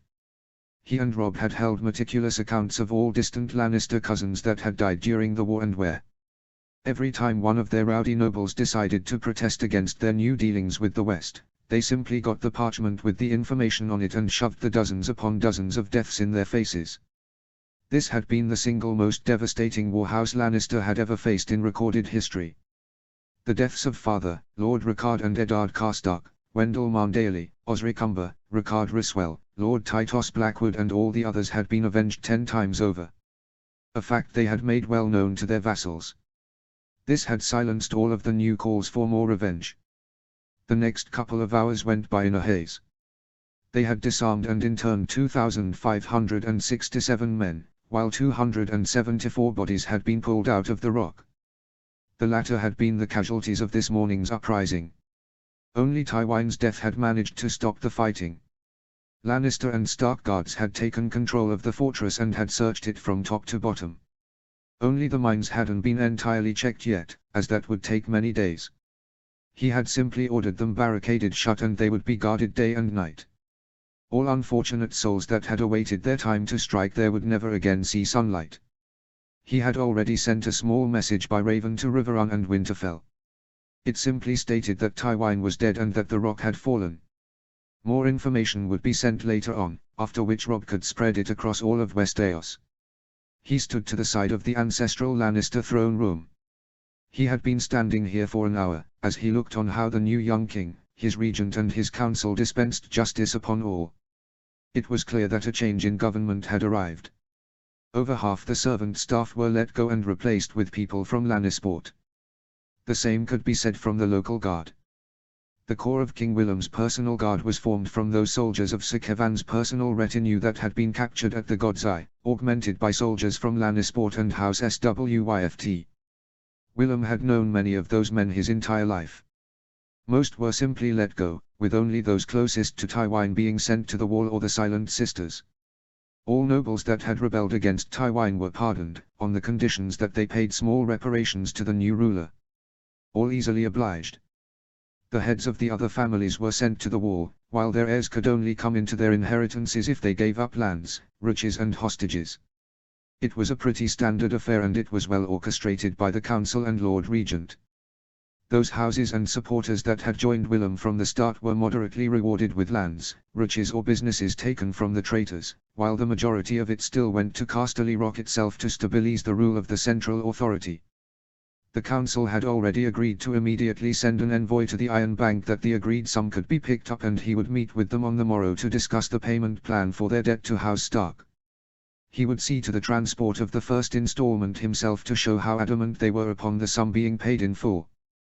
To some controversy, King Willem had decided that Lord Tywine would be entombed with the other heads of House Lannister, while his father, mother and elder brother would be entombed in the Hall of Heroes together with his cousin Tyrion, who had died valiantly in the defense of King's Landing. Jaime and Cersei and their children would be barred entry because of the damage they had done to the house with their actions. They would be laid to rest in the ruins of the capital city they had called home. When all was done, they looked at each other with glee. The war was finally over and the Westerlands was once again at peace.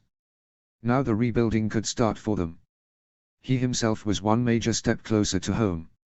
Now all that stood in the way of reuniting with his family and starting a home for his own were the Ironborn, as he still had an axe to grind with them for what they had done to his sister and his people. Chapter 66, Preparing Another Campaign. 301 AC. Robb.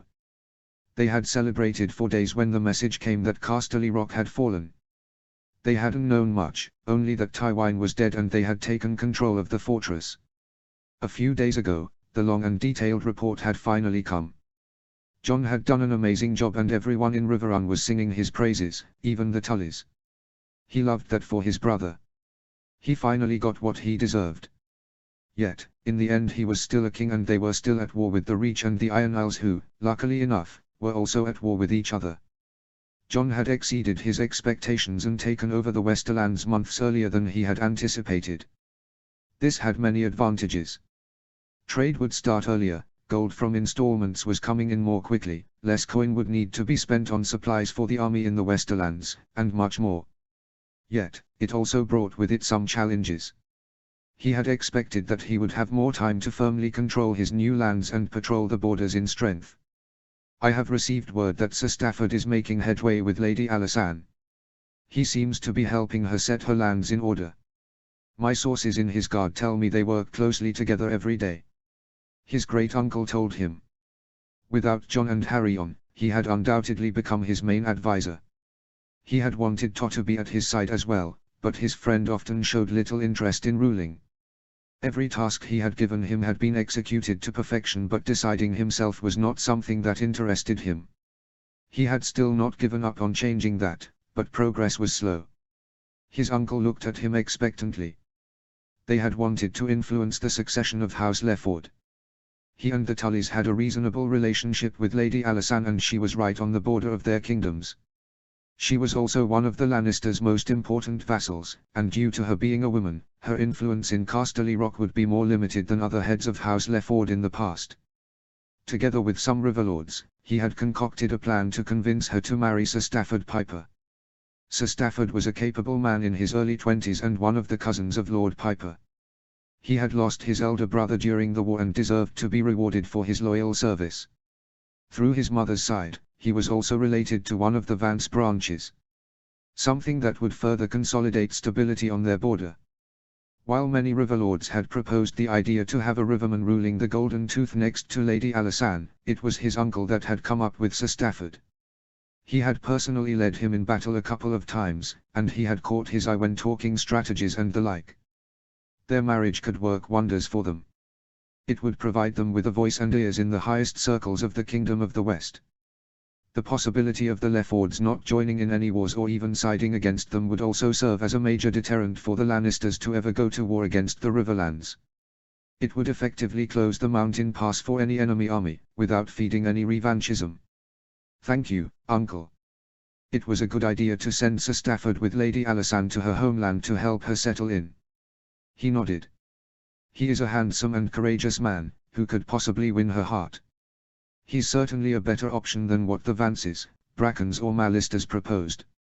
Do you think those small lands will be enough to entice her to the deal? The Pipers offered her parts of the borderlands, that she had lost in the peace treaty, back. The border would be pulled back to a small creek, which was a much better demarcation line anyway. Even so, a large village and half a dozen farmsteads would not make a difference in the strength of the kingdoms, but it might make a big difference in the perception the Leffords and Lannisters had of the peace deal. I think it's better than she can hope for. She loses less lands than she had to anticipate and gets a clear border and allies right across it. If she were to marry a Westerlander, the only dowry she would receive would be the respect from her peers. Besides, by marrying a Riverlander she will be able to keep more power in her own hands, as Sir Stafford will be limited by his lineage in dealing with the Westerlords. The other Pipers will never be able to meddle directly in the affairs of the Golden Tooth or appoint people, which wouldn't be the case if she were to marry a Leiden, Crickehall or Serret. The Blackfish explained his reasoning. So, you think that she'll take the deal? Yes, but I think she'll wait until her lands are in order to show her strength and maximize her own power. We'll probably receive news about the betrothal in a few months or so. He nodded, satisfied with the answer. The marriage could create good relations with the Leffords for 50-odd years, waiting a few uneventful months was a small price to pay. Initially, he had hoped for the betrothal to be announced before the fall of Casterly Rock. If so, it would have been much easier to get it past the Lannisters. Now, they would have to wait and see anyway, so those months made no difference. Luckily, Sir Stafford had agreed to take on the Lefford name, as he doubted such an old and proud house would accept its name and traditions being replaced. With that, their work in the Westerlands was mostly done. John was overseeing the war reparations and the transport of Tywin's loyalists to the wall himself, taking a lot of work out of his hands. Uncle Brynden agreed with him and this gave them much more time to focus on things closer to home. Specifically, to fixing the Riverlands and the North. He looked on the desk that formerly belonged to his late grandfather Hoster and the papers that showed all the work they had done this morning. Another round of food shipments and convoys were set to depart not only to the north but also the most damaged parts of the Riverlands. Refugees who had lingered in and around Riverrun, Seaguard, Blackwood Vale and other seats were cautiously returning to their homeland. Settlers from the Crown lands were settling in the best they could and many northern soldiers were already courting local women and inquiring about lands to cultivate and live upon in the south. He stacked away the papers on the left side of his desk and looked at the parchment and maps staring at him from the other side. He had put them there this morning, unwilling to deal with them at that time. Yet, now he couldn't put it off anymore. He picked up the parchment and read it for a third time, although he already knew its contents. He offered it to his uncle, but he waved it away. I know what it says by now, lad. It spoke of civil war among the Ironborn. Apparently one of Euron's bastard sons had survived the disastrous campaign against Old Town and he was trying to rally the remaining captains to his side. Yet, many outright refused to join him. Some had thrown their support behind a distant Greyjoy cousin, others still proclaimed for Balon's children in captivity. Another group simply abandoned them all and left for home. Fighting between the factions had already occurred and apparently Euron's son had taken command of the Ubber, but much of its garrison was fleeing north. A great grouping of ships had been seen at the Shield Islands and it was believed that they would soon pull back towards the Iron Isles from there.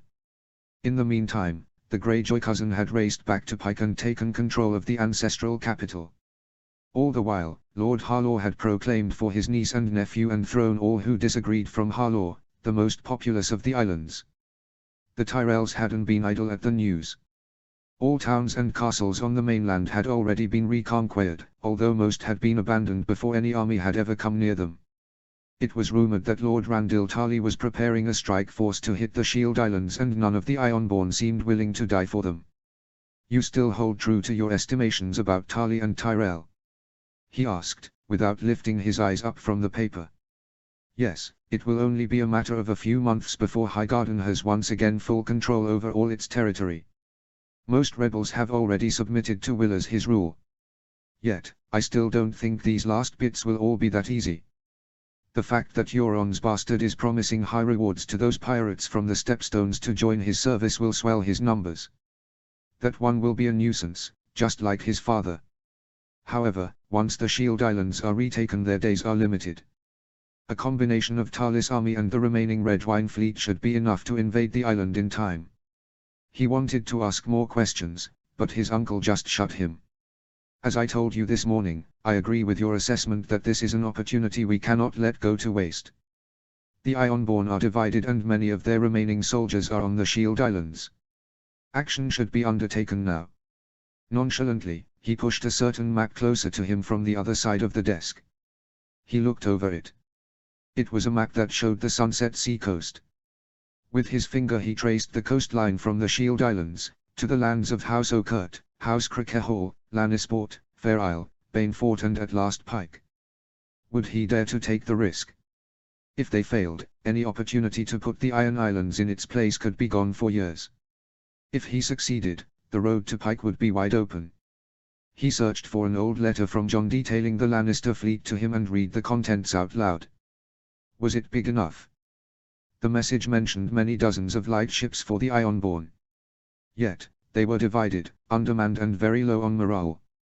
It could be the opportunity of a lifetime. He looked over the map again and then over another detailing the coast of the Westerlands, whilst listening to suggestions from his uncle. His uncle had actually been to many of those places like Lannisport and Crickehall, a thing which greatly helped him in visualizing the lay of the land. He looked over the houses that lay on these coasts and together they estimated their additional naval presence. Houses Prester, Kenning, Farman and Crickehall should all have a handful of extra ships. If they were combined with the fleet at Lannisport, could they take the Ironborn on their retreat? He pondered over it for a while, checking and double-checking all possible information, while his uncle lazily sat back on his chair. They had done this countless times before. In the beginning, he had often apologized for his need to double and triple-check everything. His uncle had been the only one who had consistently waved away all his excuses. You do what you have to do. Better to look over it one time too many than one too few and miss something. Since that moment, 2 years ago, they had settled in a comfortable dance. He asked for clarification on certain details and bounced his doubts off of his uncle and Jon, while his uncle just sat there waiting for him to make up his mind. In the end, he scribbled a message on a fresh piece of parchment and called for the guard at the door. Walk this over towards the Maester's quarters. Send it to my brother, he demanded. The soldier simply bowed and left. He sat back, letting his mind settle on the decision he had made. He nodded to his uncle to confirm and after a deep breath, he picked up a stack of other parchments and started writing. It was time to reassemble his army for what hopefully would be his last campaign in many years to come. 3 weeks later, the last of his troops had finally arrived in Seagard. He looked proudly over the tents and flags that littered the flatlands around the town. He had gathered 7,000 veterans here with him, consisting of 6,000 Northerners and 1,000 men under the banner of House Mallister. They had all fought during the war, but not all had served directly under him. The most notable example of these was his old friend Clee Sewin. The friend from his youth was now Lord Sewin, after the death of his father. He had loyally held the twins and helped transport food and recruits for the Night's Watch towards Moat Cailin. He had successfully pacified the stronghold and overseen the division of its lands. Now, Oliver had taken his seat there and was taking control of the crossing with the help of a small northern garrison. Are they all here now? Torren asked. Aye, all those I called up at least. As you know, many of our countrymen still remain in garrisons at the Twins, King's Landing, Maidenpool, Hayford, as well as the lands we took from the Reach. They will be called home once the Iron Isles and the Reach are dealt with. Some others have already scattered across the Riverlands in search of a new home. They will remain here under Roderick Umber, Sir Lucas and one of your cousins. You could still receive Rosby yourself, you know that. Bah, Rob, stop pestering me about that. You know I do not wish for a wife, let alone lands and sons to watch over. That has always been Harry's fate, never mine. Just let me go with you back to Winterfell. Let me reunite with my sister and meet my niece. Once there, give me a couple of nephews to care for and rough house with. That'll more than enough for me. If you really want to make me happy, send me on a few trips every couple of years. I would like to see my home once in a while and would love to see more of the world, especially the north. Never have I set foot on Bear Island, only once have I seen the wall. Never have I ridden across the rills and the flints of Flint's Finger have yet to be graced with my presence. Do that and I'll be happy. His oldest friend told him. What would you do in Winterfell then? He asked him. How should I know? I thought you were the all-knowing genius king, not I. His friend laughed loudly. He grinned back, while rolling his eyes at his antics. If you don't know what to do with me, just get me a room in the cellars where you keep the mead. I'll die a happy and satisfied man over there. His brother-in-law kept joking. Seriously, To, what would you like to do? I owe you so much. If it's in my power, I will give you whatever you want. If not lands or a wife and a family, what can I do to make you happy and fulfilled? As I said, just keep me close and send me on a trip now and again. What I would do? I don't know. I always saw myself as a captain of the guards or master-at-arms in Carhold when I was younger. Then, after you married my sister, I thought maybe I could do the same in Winterfell. Don't you have a need for a guard? You could make me the sworn shield of my sister or something. That way I would be close to her and both your children, while serving you and being useful. He looked in shock at his friend. You mean you would be willing to serve in my Kingsguard? To shrugged. I don't care how you call it. I don't plan on having children, not unless something were to happen to Harry. However, I won't serve in any group of 7. The one thing I learned here in the south is that I hate that bloody number. Seriously, why always 7? He laughed. You know just as well as I that it's because of their gods. However, that's not a bad idea. I guess I would need a Kingsguard sooner or later. Even so, having the holy number of the 7 right in the capital of the north won't do, so I guess 10 or 12 guards would be more suitable. It would also give you more time to sample the mead in my cellar, ha. To grinned from ear to ear. See, father and I have been telling you this for years. Once you shrug of all Andal influences, life becomes a lot better. He just shook his head, while trying to hide his smile as he thought about all the lessons Lord Ricard had taught him about feeling pride in his first men heritage, while minimizing his Tully influences. Nobody cares about the color of your hair, young Stark. What they care about are your true colors as a man. What's in here and in here? His foster father said, as he poked him harshly in his chest and head. Stark blood flows through your veins, northern blood, first men blood. Much the same as it flows through me and mine.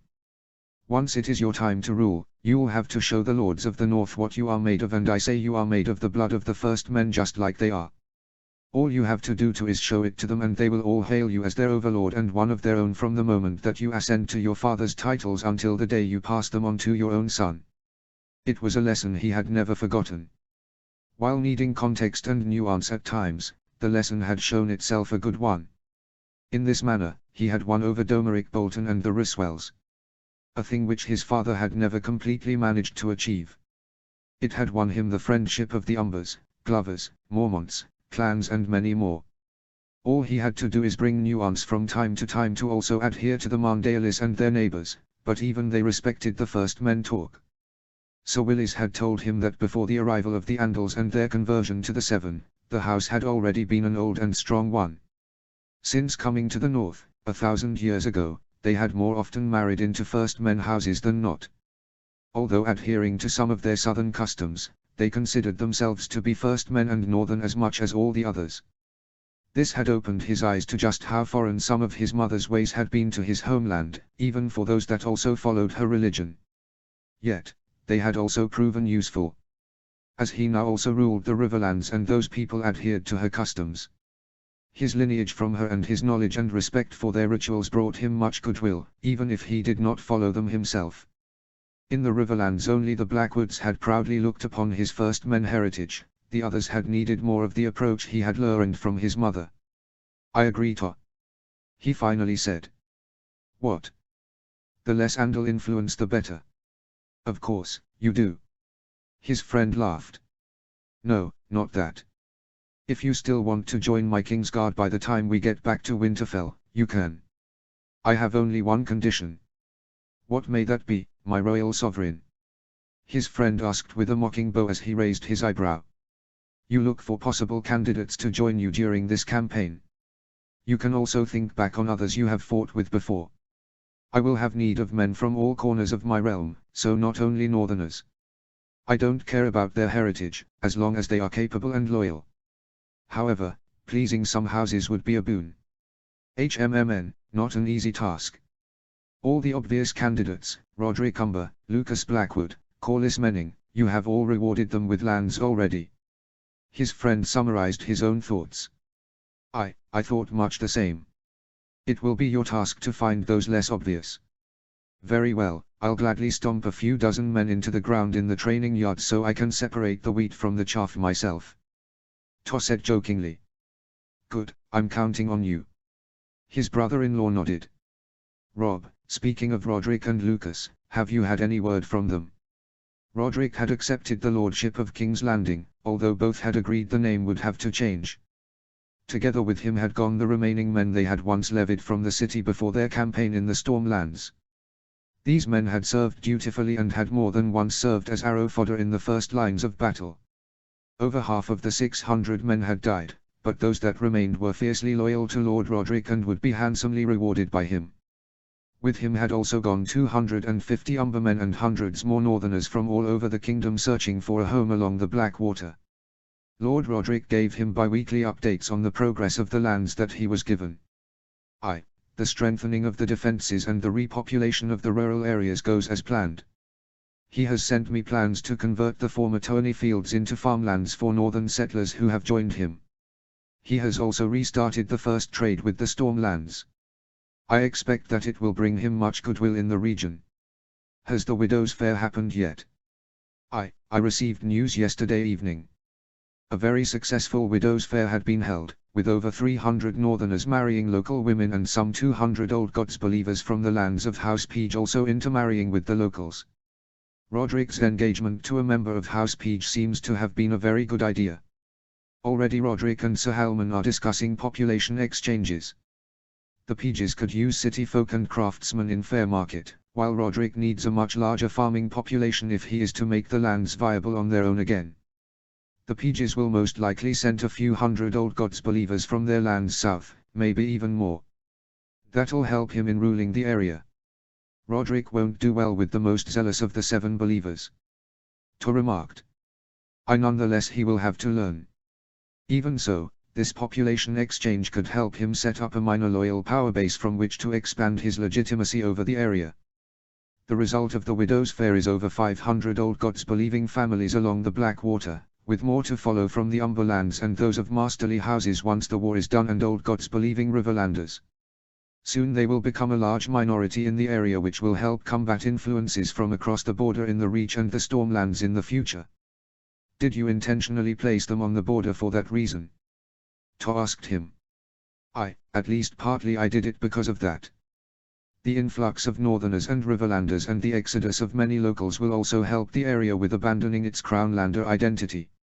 I need to have anything that would provide loyalties to Targaryens, Baratheons or a united Westeros in that area to be stamped out quickly if I wish my descendants to hold on to it. Roderick and his veterans will also prove a powerful deterrent to any outside force wishing to content the mouth of the Blackwater with us and ensure our southern border. Tom nodded to him in thought. You seem to have thought it all through, Rob. I just hope it works. So do I, Tom, so do I. He replied. Any news from Lucas? Yes, similar news from the former Goodbrook lands. Another Widow's Fair has been held there. Lucas himself has quickly married the maiden daughter of House Goodbrook. With him 100 Northerners and 700 Old Gods believing Riverlanders have married local women. Many of those have received gifts and farmlands for their participation in an attempt to revitalize the damaged economy. The Goodbrook lands have been ravaged harshly by the war and much of its population has died. It will help repopulate the lands, while also giving Lucas the opportunity to quickly build up a power base similar to Roderick's. Already the Tullys are discussing sending some of their Old Gods population towards there to help repopulate it, and the remnants of the community around Stony September will most likely migrate completely into those lands. That will provide 2 more beacons of First Men culture in the Riverlands, next to Blackwood Vale then. Hayford and Rossby will also shift towards there, but less than the others. I hope it will serve to provide us an anchor in the Riverlands and help stamp out extremist Seven believers like the Faith Militant through more interaction between the faiths. We will have to see, he replied, as he walked back inside his command tent atop the hill. Torren followed him inside. Anything else worthy of repeating? His brother-in-law asked.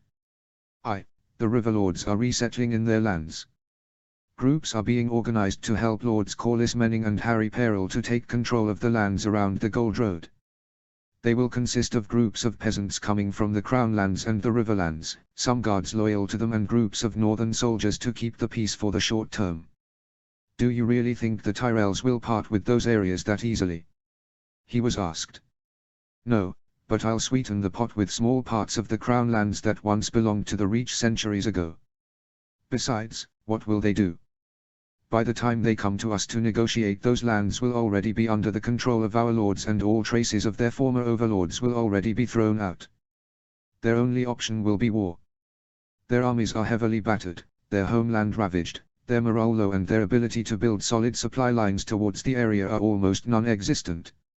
I will tell them how it is. Either they accept it, or they face a destructive war on Reachman's soil. He responded. Wouldn't it be a completely senseless war for us too? There is nothing for us to win in the Reach. We have all the land we want, there is no revenge to be had there that we don't already have after killing Mace Tyrell and his favorite son, why even go there? Tor challenged his idea. Ideally, we wouldn't go there at all. Peace is my preferred option. However, it's not true that there is nothing to gain. There are huge amounts of coin and food laying all around that wretched kingdom. If we were to march into the Reach, it would be to pillage and plunder until the rest of their kingdom is aflame. We could give some borderlands to the Baratheons or even sell off some to the Dornish and the Westerlanders. We could also end the last true threat in Westeros. We could plunge the whole kingdom into ruin and extort them with war reparations for the next couple of decades to build up our homeland. In the end, I would prefer not to commit to another campaign that forbids me to go home and see my daughter, but if I have to, I will make it worthwhile for myself and for the kingdoms. His friend looked at him in thought. After a while, he simply nodded as he picked up a green apple from the bowl the middle of the table. He took out a deep bite and shrugged. Whatever you decide to do, I'll join you as always. He smiled at that. I know, Tor. If everyone else fails, I can always count on you, I know that. He told him, as he slapped his shoulder fondly. Any news from the Mallister fleet? No, they are still patrolling Iron Man's Bay. Still no news of any real enemy presence. It seems almost all the remaining ships are back on the islands for their civil war. I have been thinking it over for days. How can it be that they are leaving their own backyard so undefended? I have sent word to Flint's Finger for them to start scouting from the other side as well. I don't want any surprises. He replied. Good, neither do any of us. Do you think a crossing will be possible? The questioning continued. I think so, yes. However, I won't risk it until I have news that the Ironborn fleet from the Shield Islands has been defeated. Word should reach us at any moment. If the Lannister fleet manages to win against them, the way is open for us to attack. If not, we'll have to reconsider our plans. Well, let's hope those Westerlander rats fight better on water than they do on land. His friend grinned. The rest of the day passed by in a blur. He met with all his commanders and captains and discussed possible plans for a crossing, as well as possible ways to attack the Iron Islands itself. When night fell, he could finally loosen up a little. He was having dinner at Seaguard with Patrek Mallister, Tor and a few of their friends. Patrek and his father were very gracious hosts, and he had noticed himself and the heir of Seaguard getting along better and better as the days passed. He actually enjoyed the older man's company, and his father Jason was one of his most capable commanders. That wasn't to say Patrek was stupid, not at all. His father was just extremely experienced in both warfare and diplomacy. Not surprising, when you had ruled one of the strongest houses in the Riverlands for 20 years and survived another 25 years as heir before that time. Suddenly, their dinner was abruptly interrupted. The maester of the castle walked in together with Lord Jason himself. All looked at them in anticipation for what was to come. He looked deeply into the Malister's blue-grey eyes and his piercing gaze looked back at him. Suddenly the handsome face of the man split into a grin. The Lannisters have managed to defeat the Ironborn. Over half their ships have been captured or sunk. Your brother tells us the way to Pike lays wide open and that he is ready to leave on your command. I have already sent word to call back my fleet. We have some squids to catch. All his friends cheered, calling loudly for the heads of the Ironborn. He simply matched Lord Jason's grin. Soon, the Ironborn would learn what it meant to have stirred a wolf. Chapter 67, The Krakens Drown Forever. 301 AC. Rob. He sat in the small throne that his soldiers had brought with them from Seagard. He looked upon the rocky terrain of Harlaw in front of him and the wild seas behind him. He watched the small company of riders canter across the opposing hill towards him. The white banner of peace they carried could be clearly seen, as it waved in the wind. Next to it, the scythe of House Harlaw danced among the sea breezes. Their journey here had been even less eventful than anyone could have hoped for. A squadron of 10 ships had foolishly tried to stop them in Iron Man's Bay, but they had been destroyed by the Malister ships with help from the 2 warships from Flint's Finger. After that, their landing had gone unopposed. In less than a day, they had taken control of Myra Castle. They had killed the 2 remaining adult male Myras and its pitiful garrison, while taking the women and the children hostage. He had decided to make it their base for conquering the island, and by now, over 5,000 of his men and most of their horses and supplies had been disembarked in less than 2 days' time, and more were still coming every hour. Harlaw was doomed, and it seemed its lord knew it as well. He waited in the open, as he sat upon his throne. The most important nobles in his army stood around him. Lords Malister, Serwyn and Glover stood closest, together with his uncle, To and Sir Donal Locke.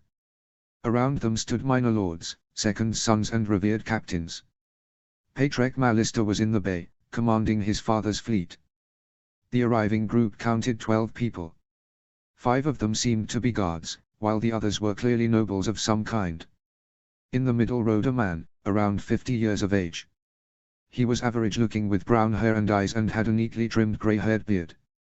The older man jumped from his horse with surprising skill. He was followed by the other 6 nobles, while the guards held their distance after a signal from the man in charge. As he approached, he held his own breath steady and made sure his face betrayed nothing. The rider slowly walked towards him, and when he had come to a distance of some 8 paces from the throne, Tom menacingly put his hand on his sword. The Ironborn took this as a signal to halt and looked him in the eye. It had been a completely empty gesture, as Grey Wind took up most of the space between him and the Ironborn. His direwolf had lazily sprawled himself before his throne, his head resting next to his right armpiece and his ears perked up looking for any danger. For a second, he said nothing as both men studied each other. In a show of strength, the Ironborn leader only glanced at the imposing direwolf the size of a large pony. He neither flinched nor gawked at the magical beast. Grey Wind reacted equally unimpressed, yawning loudly while looking around at the other Ironborn. Whilst their leader showed calm and strength, some of the other nobles were less able to keep their emotions in check. Greetings, King Robb Stark. I am Roderick Harlaw, Lord of 10 Towers and the entire island of Harlaw. Allow me to introduce my companions. He simply nodded in response. On my right is Sir Harris Harlaw, my cousin's son and my heir. He looked at the Ironborn knight, a rarity in itself. Yet, he had heard of the man's story. His mother had been a Serrit, which had given him a much more southern upbringing than the other Ironborn. The man seemed gaunt and had clearly lost his left arm, as there was nothing but a stump below his elbow. On the left, you have Lord Sigfry Stonetree, and next to him is Lord Maron Vomark, some of my most important vassals. He looked at both lords. Both seemed to be callow boys, no older than he was but with fewer experience. However, on further inspection it could clearly be seen that at least Lord Maron sported some battle scars, implying at least some degree of experience in war. The remaining 3 men are members of my house. You have Theomore Harlaw, Harren Harlaw and Dykk Harlaw. All masters of their own seats on the island. This surprised him. He had heard of the minor rulers of the Harlaws. The names he knew were Hotho the Hunchback, Bormund the Blue and Sigfrid Silverhair. Yet, none of those were present. It seemed House Harlaw had incurred more losses than he had known until now. He nodded respectfully to all of them. "Greetings, Lord Harlaw, around me are some of my most important nobles. You can see Lords Mallister, Selwyn and Glover, as well as the heir to House Locke," he said, as he pointed them out with the necessary decorum. "Next to me are my brother-in-law, Torrin Carstark, and my grand-uncle, Sir Bryndon Tully." Blackfish, the Lord of Harlaw, respectfully nodded towards his uncle. "Reader," his uncle returned the gesture. This brought a small smile on the lips of the leader of the Ironborn. "You have come here under a white flag, I see," he stated, his face as unmovable and unreadable as northern ice. "I have." The simple reply came. He could see some of the Ironborn behind their lord shuffle in annoyance, but Lord Roderick remained calm. He waited for him to elaborate. "I have come here to negotiate." "Negotiate, you say?" "From where I stand, I have no need to negotiate. I greatly outnumber your remaining forces and have taken control of the bay. More soldiers and supplies are unloading as we speak. The fall of Harlaw is but a matter of time." "So, you say? Yet, I know this island as no other. We have mines and caves and hills on the island. Hidden alcoves and creeks dot our coastline, and although it is true that we have taken substantial losses, our population remains large in contrast to the other islands. We could resist your occupation for many months, while bleeding your patrols and garrisons. We will probably lose in the end, yes, but you will bleed with us, I can promise you that." The Lord was right, of course. He could burn every keep and town on the island in a week's time, but controlling the island with a hostile population under the Harlaw flag would be a nuisance he wouldn't want to have to deal with. "You could always surrender and save us the trouble and many lives on both sides on top of that." He shrugged in reply. "I could, and I might be willing to, but only under the right terms. It is not the Harlaws that you seek vengeance on, nor the Vomarks, the Stone Trees, the Kennings, or even the unfortunate Myos, which you have already so cruelly beaten down. We both know Harlaw is not your target. We should not bleed and pay while others escape the dance. It is known that I have been no staunch support of any of the Greyjoy brothers ever since I lost both my sons during Balon's first foolish rebellion. It is not my people that should pay. That much is true. Yet, you have omitted certain other facts. Your vassals and kin all sailed off and joined Balon, and after that Euron. Some served in the Iron Fleet under Victorian Greyjoy. Some, it seems, will sport the scars from those endeavours for the remainder of their days." He replied, as looked upon Sir Harris and Lord Vomark. "You're right. However, what do you accuse me of?" "Of loyalty grudgingly owed to my liege lord. I thought of all people you would appreciate loyalty even in disagreement, after what the phrase tried to do to you. Besides, all men have paid for their support of Balon and Euron. You point to those supporting scars, but they are the lucky ones. Both my cousins will never return. My granduncle died a broken man after seeing 3 of his grandsons dead in the waters of the Red Wine Strait. They have suffered enough. They need not be punished more." Lord Roderick responded bitterly. "You may be right that I can't fault your loyalty to your overlord. Yet, you refuse to name the most important issue. Even now you raise your banners in support of your niece and nephew. A nephew that has betrayed those who cared for him in the past and attacked my home. He almost murdered my sister, her friend and her direwolf companion, and succeeded in butchering her other friend, an 11-year-old girl and the daughter of one of my most loyal and esteemed bannermen. A niece, who supported him in this and attacked my lands and people. Killing, murdering, raving on her own accord. Siblings on their search for glory and renown on the backs of my people and family. That is where the main issue lies, my lord." Lord Roderick sighed. "They are the legal heirs to House Greyjoy and they are my blood. What do you suppose I do? Forget about them. The time of House Greyjoy has ended. My lords demand vengeance and I will give it to them. Neither your niece nor your nephew will leave the north alive, and whoever sits the throne at Pike will be sent to your drowned god soon enough. A new time will come for the Iron Islands, if you wish it or not. The only choice you have is whether to help build and construct a new era or perish with the old one. Personally, I care not." This led to a great shock among the Ironborn, whilst Lord Roderick was sizing him up. "You would end a house dating back to the time of heroes. I have done it before, and I will do it again after this if needed. The Greyjoys have shown time and time again that making treaties with them is useless. They'll betray you at every chance you get. Not only Balon and his brothers, but their ancestors Dalton and Dagon too. Every time that one tries to reform, his sons turn everything back to worse than it was. I'm sick of it, he replied, the tone of his voice hard as iron. The Ironborn looked at him in horror. His message was clear, even their houses weren't safe from getting destroyed. What about the Iron Isles after House Greyjoy has ended? Lord Roderick asked. I won't annex you the way you are. I neither have the time, coin or energy to do that, and to be honest I can't be bothered. That leaves me with two options. Either I kill you all and repopulate the islands with people from the mainland, or I destroy the culprits, get assurances that you will change your way of life and leave you to govern yourself. Now even Lord Roderick seemed taken aback. You would kill us all? If I had to, but I'd rather not. I don't particularly like killing innocent women and children, but I'll do it if I deem it necessary. Just ask Lords Glover and Sewin here what happened at the Twins, they were there. I won't lose a night of sleep if the same were to happen to a nation of rapists, reavers and murderers. However, it would take time, energy and resources you'd rather spend elsewhere. Lord Harlaw tried. Exactly. So, I will make you an offer, he said, as he clapped his hands together. I'm listening.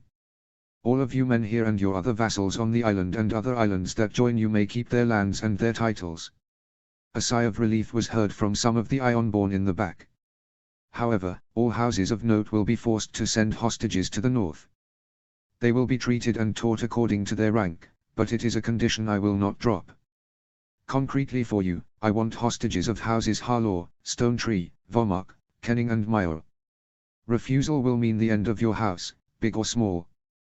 The same will go for the other islands.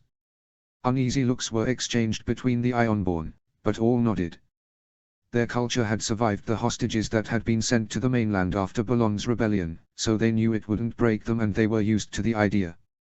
Secondly, you will take an oath in name of your house and your descendants to never raid West AOC lands again. What you do on the Stepstones or in Essos I do not care about, but you will never do it here again.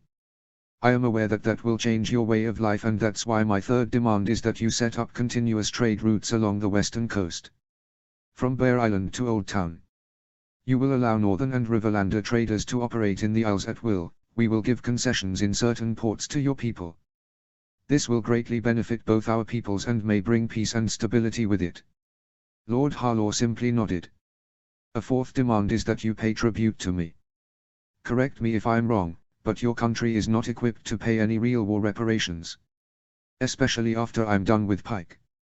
To make up for that, you will pay yearly tributes for the next 25 years. I will have a look at all individual houses and islands once I have taken control of Pike. All Ironborn have plundered the north and its trade, all will pay. This greatly pained the Ironborn, but yet again they relented. My fifth and last demand may be the most far-reaching.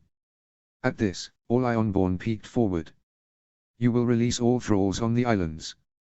Those taken from the mainland who wish to return will be allowed to do so with their children, no matter the identity of the father. Those who are not willing to return will be given lands or homes on Pike and other islands that refuse to bow down to these terms. If you do not wish them to depart, you can always grant them lands and wages yourself. You can't do that. The economy of Stone Tree and much of the Isles depends on thralls. Without it we have no one to work in the mines. Lord Sigfry Stone Tree called out. Lord Roderick simply turned around in annoyance. He didn't care.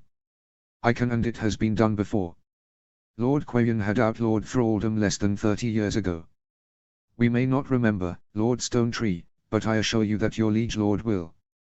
Considering the jobs in the mines, you can always ask them to stay for a fair wage or go in there yourself. Lord Sigfry seemed taken aback by his unwillingness to compromise, but the second look of Lord Roderick finally shut him up. Harlaw agrees, but on a few small conditions. He raised his eyebrow in response. The Lord of 10 Towers took it as a sign to continue. You will confirm all heirs to their positions, not only lords. He nodded. All hostages will be sent back to the Iron Isles at age 16 at the latest, and no marriages will ever be forced upon them. He nodded again. When deciding the tribute, you will acknowledge the readiness of the houses of Harlaw to accept and take that into account when calculating the owed sums. He grinned but nodded again.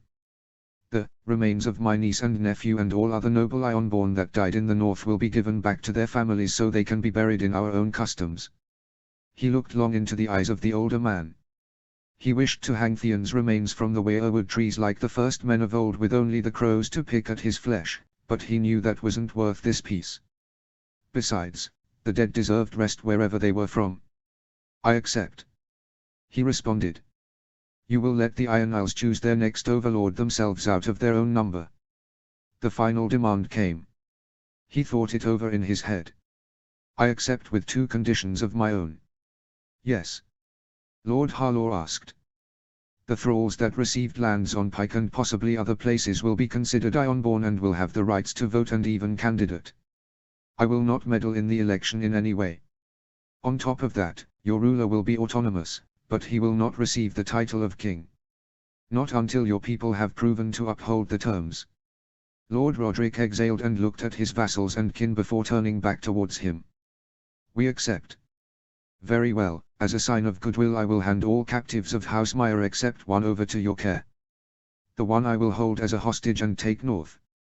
I will take Meyer Castle as my point of supply and command during the campaign against Pike. Afterwards it will be returned in order to your men. My men will not touch your stocks nor your people, you have my word. I thank you, King Stark. Roderick Harlaw responded with a nod. Then I guess we are done here. We will leave your lands in peace. After Pike has fallen, we will talk again. The Lord nodded and mounted his horse. In silence, they rode off again. Immediately after they left, Lord Robert Glover spoke up. You're letting them walk off with nothing. The island's riches are there for the taking. We could have our revenge and be better off with it. Aye, Robert, we could. However, the Harlaws are not who we want. I will offer no peace to anyone on the island of Pike, and there will be more than enough riches there to satiate your desire for coin and revenge. This Roderick is smart and Harlaw has much to gain from trade. A lot of people live on the island and it is prosperous. It would be great market for your traders to go to. They will need wood to build their ships and furs to keep them warm during the winters. They themselves could sell you lead, tin and iron. House Harlaw has much to offer and to gain, and this Roderick knows it. He will be our agent of peace amongst his peers. Many of his peers will have died during the war and he might be the only senior one left. No, we keep this one alive and happy and in line. The others will feel our wrath. Robert looked at him wearily for a few moments, but then simply bowed his head. He stood up and his group of lords disbanded. I need to send a message to John. After that, I need a drink. 4 days later. John. Pike's lands were neither extremely fertile nor were they lands of rock where nothing could be grown. He looked over the land as far as he could see, as he waited for Rob to turn up. He didn't have to wait long, as soon the sound of an army marching could be heard over the hill. At the front of a long column rode his brother, flanked only by Grey Wind. Without saying a word, Ghost bolted off towards him and Grey also strode forward. The two greeted each other by snapping and nipping at each other, as they jumped around. He grinned at the sight. Soon after, he greeted his own brother. After he had dismounted, they clasped arms and then pulled each other into a hug. I have to congratulate you once again with your campaign in the Westerlands, John. You did an amazing job that won't be forgotten. I thank you, Rob, but here is no need. You gave me a task and I did it, nothing more. Rob grinned at him, while shaking his head slightly. You'll still be rewarded for it, whether you take credit or not. He laughed. What about this campaign? How does it go? His brother followed up the remark. It goes better than expected. The extreme losses the Ironborn have taken combined with their civil war have taken away the will to fight for many. Everywhere we go, men surrender. Especially after what happened at Southcliff. Southcliff? Rob asked, as his eyebrow perked up. You don't know yet. His brother moved his head, saying no. House Saltcliffe and House Sunderly were on opposite sides of the Civil War. The Saltcliffs supported the Greyjoy cousin, while the Sunderlists still supported Theon. Both had some vague family bond with their respective Greyjoy branch. They refused to surrender and even attacked both our ships and our landing parties. As response, I have set houses Bolton, Flint, Roswell and Dustin upon them. Divided they are no match. Saltcliffe has already been reduced to rubble, House Sunderly will soon be next. The island of Saltcliffe will be made an example of what happens when you don't surrender on sight. I don't expect the other islands to give us any more trouble. Wow, John. I didn't know you could be this ruthless. His brother responded in surprise. War hardens everyone, brother, and it wasn't only your sister that was hurt, Rob. He replied seriously. You also have to take into account that I had the Great Jon and both of his sons with me, as well as the Mormonts and Sir Willis Marndale. I couldn't really do nothing. On top of that, I'm simply sick of war. I don't want to go on another campaign on Great Wyk or Orkmont. Better to get this over with swift and bloody rather than slow and bloody. Rob nodded. I agree. I long to go home and see the granite walls of Winterfell again. I don't want Ironborn scum to hold me here for longer than necessary.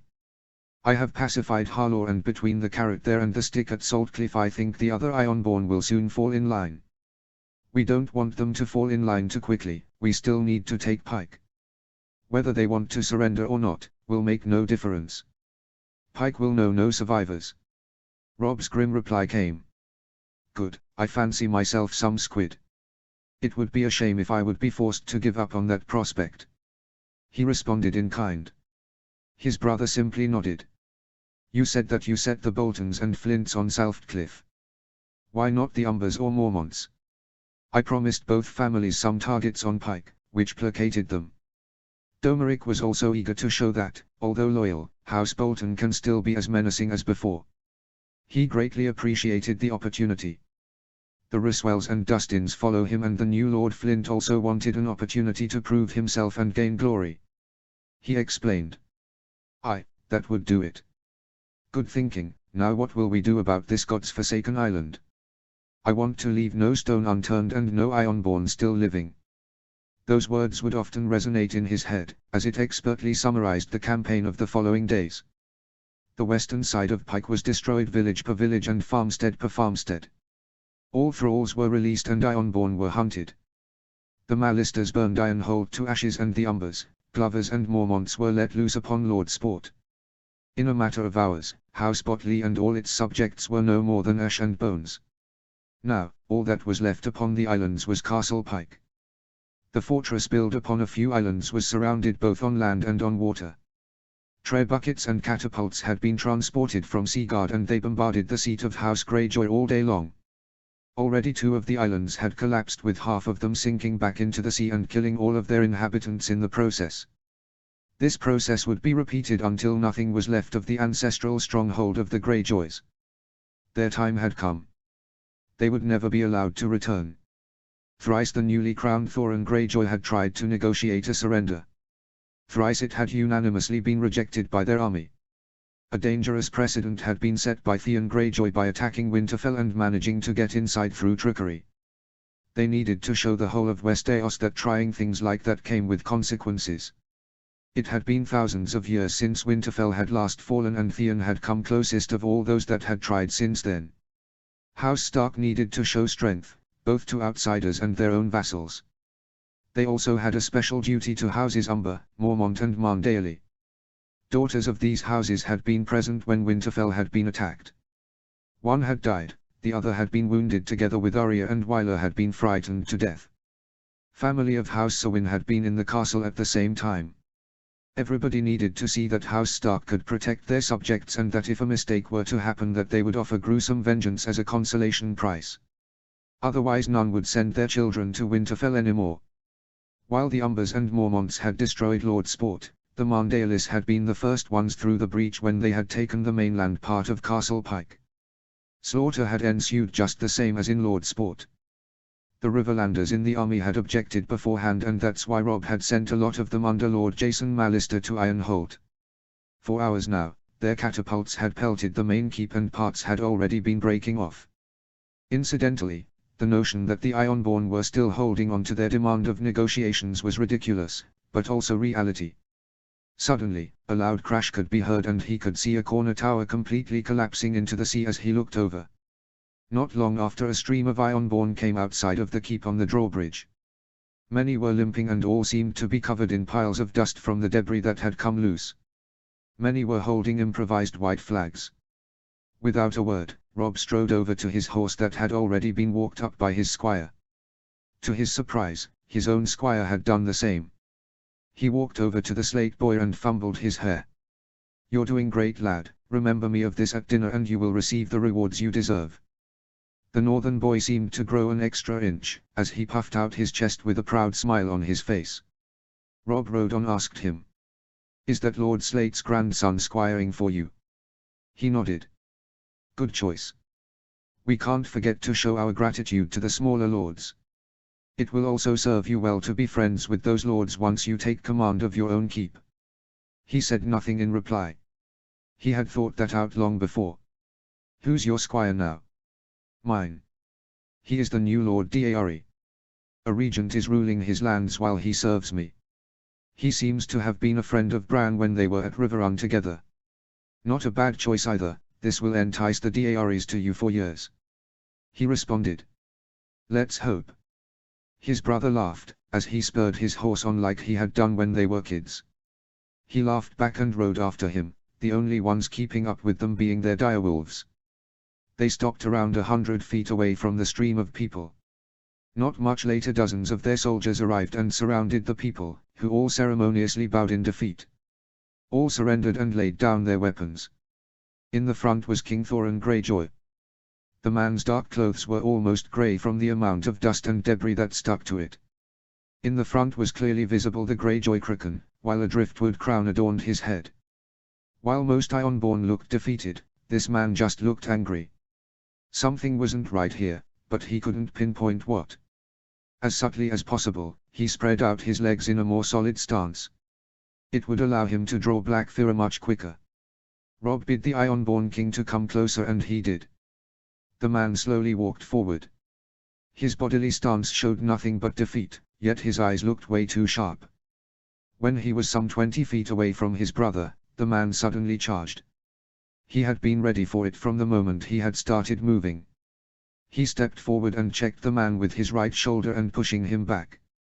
He stepped back and used the time and movement to pull his Valyrian steel sword out from the scabbard over his right shoulder.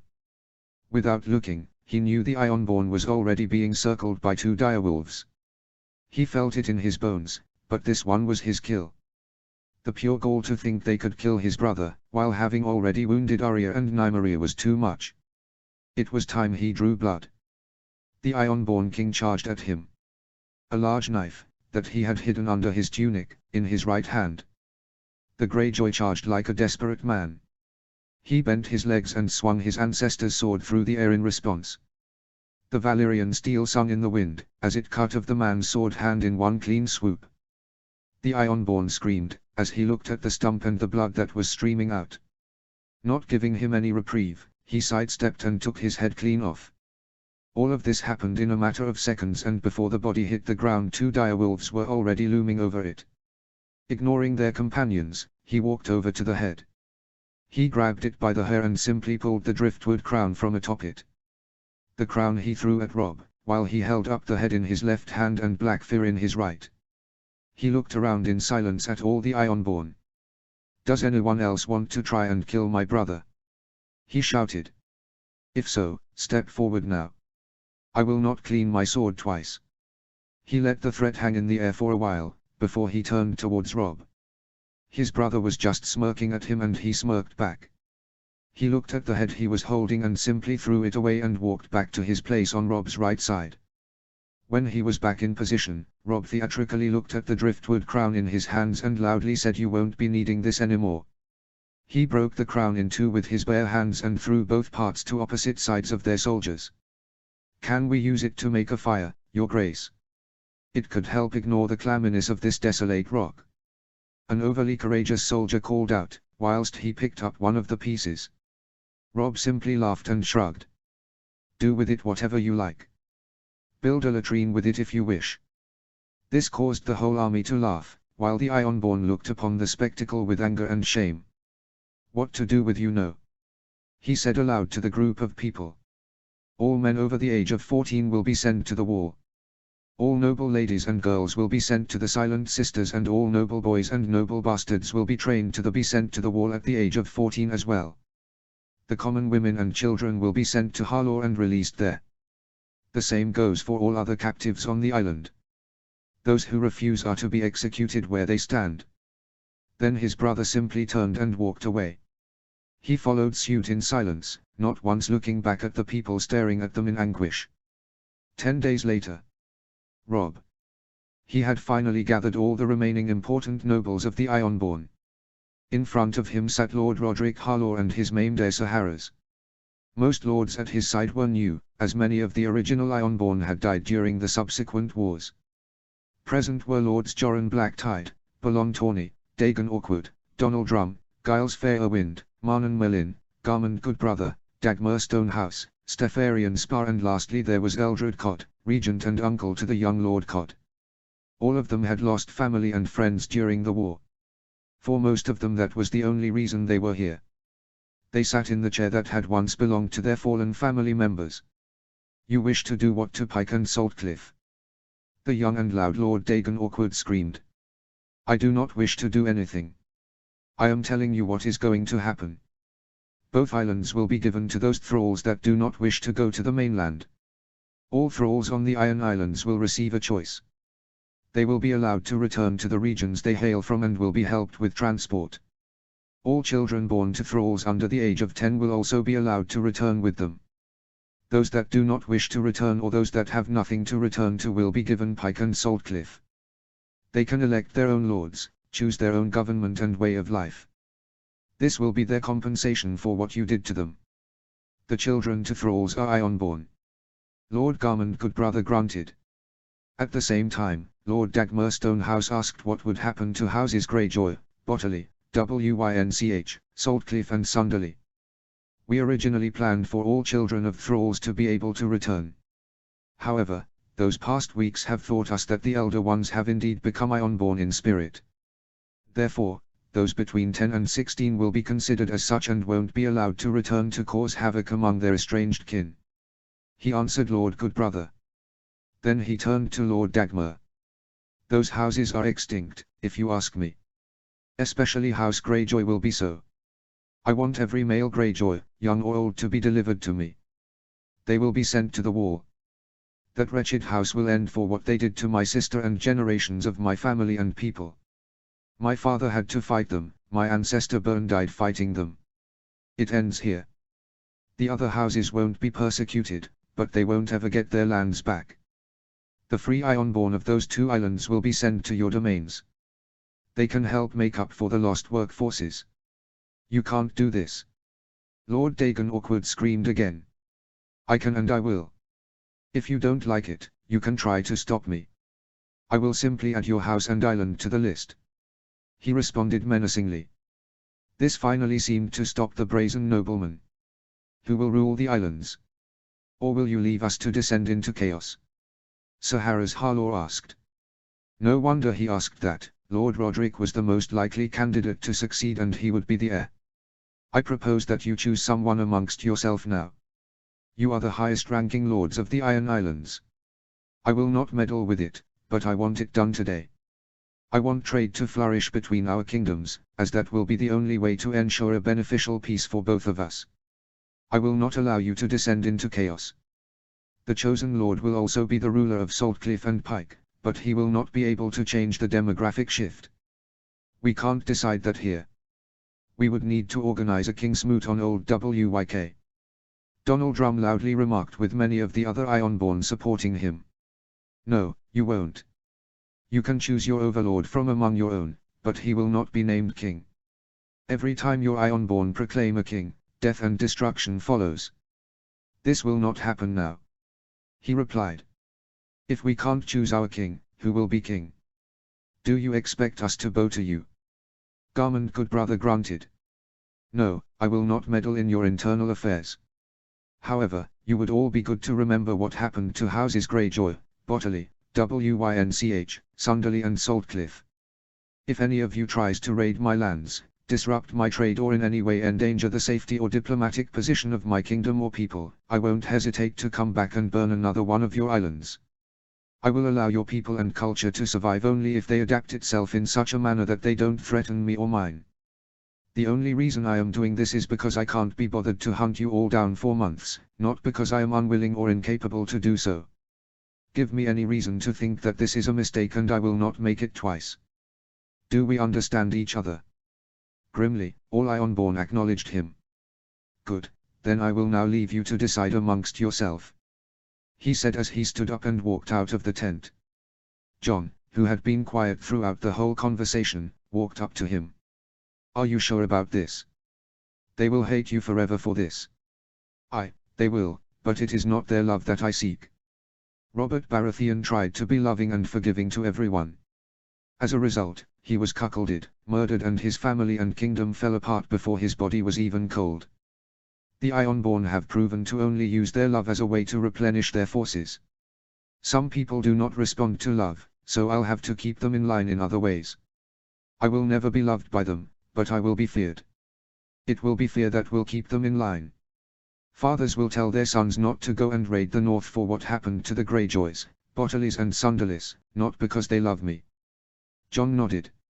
He didn't fully agree, but he had accepted that some harsh measures were needed. The breaking of their whole economic system by outlawing thraldom would set the Ironborn back for centuries. Their only way to partly fill that void will be to trade with his kingdom or the Westerlands, and that might just give stability for the next century. He walked over to Clee. How goes the identification of the thralls? He asked his friend.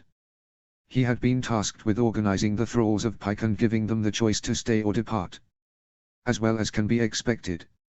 Most thralls are from the Reach, followed by the North. Smaller numbers, especially those above 30 years old, are from the Riverlands or the Westerlands. Other than that, you have some peoples from the Stepstones or even Essos. The longer they have been here and from the further away they have come, the more likely they are to stay on the islands. Lord Flint mentions similar news from Saltcliffe. What about those the Harlaws have brought with them? Lord Roderick Harlaw had brought 700 freed thralls with him, to show how serious he was about following their deal. They have a similar composition. However, more of them wish to leave the islands. Clee answered. How many want to leave? He asked. From those coming from Pike and Saltcliffe around a third, from those that came from Harlaw around half of them. Very well, you are doing great, Clee. Make sure that all of those that hail from the north and their children will be able to sail with us when we return home. Give those that hail from the Riverlands to House Mallister. They will take care of them. I will ask the commander of the Westerlander fleet to take his people back in time. What about those from the Reach? Lord Cleesewin asked. Keep them together and keep them safe. A solution will be sought for them soon.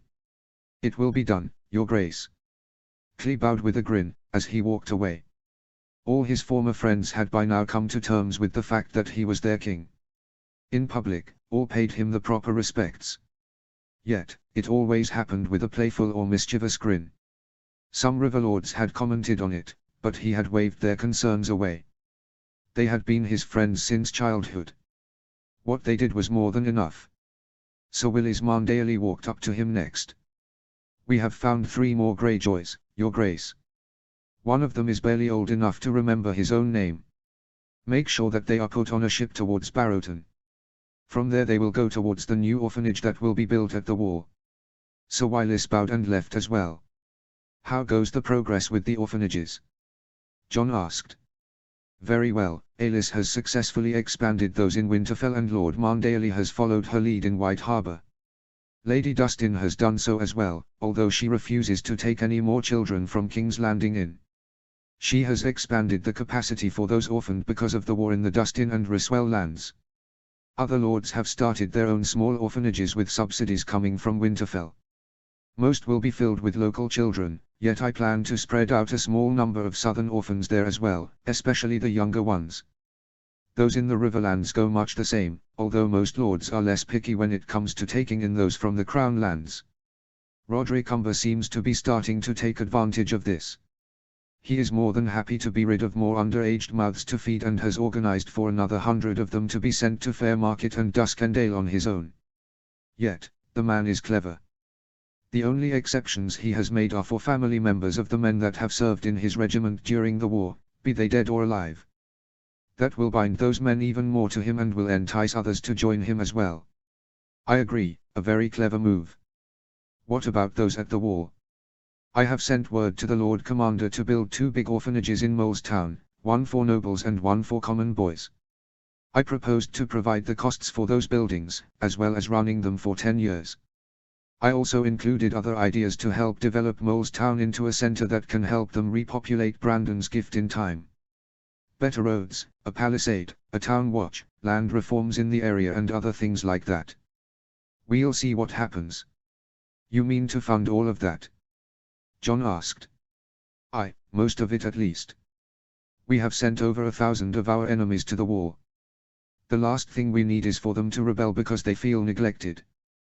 Besides, I want to make the Night's Watch more self-sufficient. I don't want my sons to have to deal with the problems we have going on at the wall. Without the Skagasi, clans, Umbers and Karstarks the wall would have fallen. The wildlings would have overrun the north. This cannot be allowed to happen again. I will fund development and help them with trade deals. I will try to make it so that we won't have to send troops there in the future and our northern flank is secure. I agree. John responded. It seemed like he wanted to say more, but they were suddenly interrupted by Sir Harris Harlaw. Our decision is made, King Stark. We will follow you inside. Once he had taken his seat back, he looked around expectantly at the gathered Ironborn rulers. The Ironborn have chosen me and my family to lead them in the years to come. Lord Roderick Harlaw proclaimed proudly. That was hardly a surprise. He congratulated the man, but he was far more interested in how the others were reacting to the news. All seemed content enough, except for 2. Dagon Drum and Garmund Goodbrother barely hid away their skulls. Those 2 would be trouble and they were very powerful. Yet, Lord Roderick was more than capable and had lost less troops in the recent civil war. Peace would be ensured for at least as long as the man lived. After that, they would have to see. If all went well, they would have at least 10 to 15 years, hopefully more, to prepare for any future unpleasantries. Maybe the established trade and past fostering of the hostages would have helped calm down relations. Besides, the Iron Islands would need to recover for more than a generation to be able to even threaten him, probably multiple generations. In truth, he could understand the 2 young warrior lords. They had, in all but name, been reduced from a kingdom ruling the Sunset Sea to a dependency of his own kingdom. That was the price they paid for trying to kill a Stark in their ancestral seat. He walked out of the tent intent on talking to Lord Umber, when John stopped him. I have chosen a new name for Blackfear. You have? It will from now on be known as Frost. It can deal out a nasty bite, just like we and our direwolves can. John explained. It also closely resembles ice. He remarked. It does. I want it pay respect to both sides of my heritage. He smiled. Very well, John. Frost it is. Any thoughts on a new name for yourself and your future house? No, I haven't gotten that far.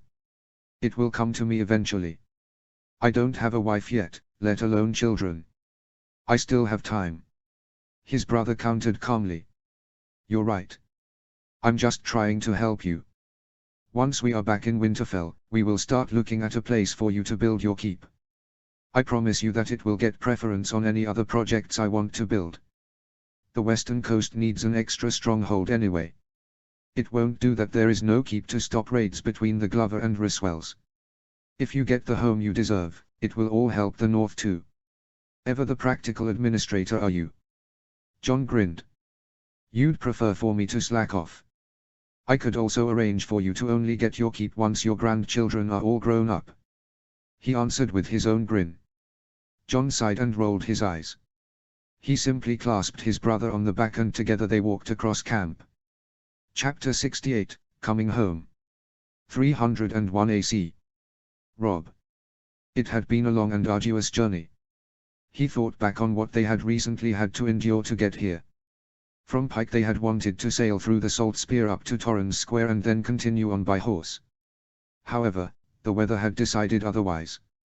Once they had reached the Salt Spear, local vassals of the Dustins and Riswells had told them that the river going up to Torrens Square had frozen over further north. The vassals of the Dustins had recommended they either go to Barrowton or continue on to Moat Cailin. At last, they had reached Barrowton with great difficulty, as ice was already floating down river. Luckily for them, not enough had formed on this river to completely block off their travel. 115 miles his sailors had pedalled upriver until they had reached the seat of House Dustin. They had been welcomed like heroes by Lady Dustin and a grand feast had been held to their surprise. In the privacy of her solar, Lady Barbary had explained that she had only done so because of how he had treated her family, especially her nephew Domeric and two younger brothers Ricard and Roos. He had given his condolences for the loss of said Ricard, who had died for him at the Battle of Atranta. She had respectively accepted his remarks and had thanked him for sending his body north. She had asked for extensive reports about all his campaigns in the south. She had listened for an hour without interrupting, after which he and John had asked her about Sansa. Their sister was still in close contact with Lady Barbary and they had been elated to hear of the detailed accounts of her well-being. After a week-long rest in Barrow Hall, they had left on fresh horses and with fresh supplies. His army was much smaller now than before.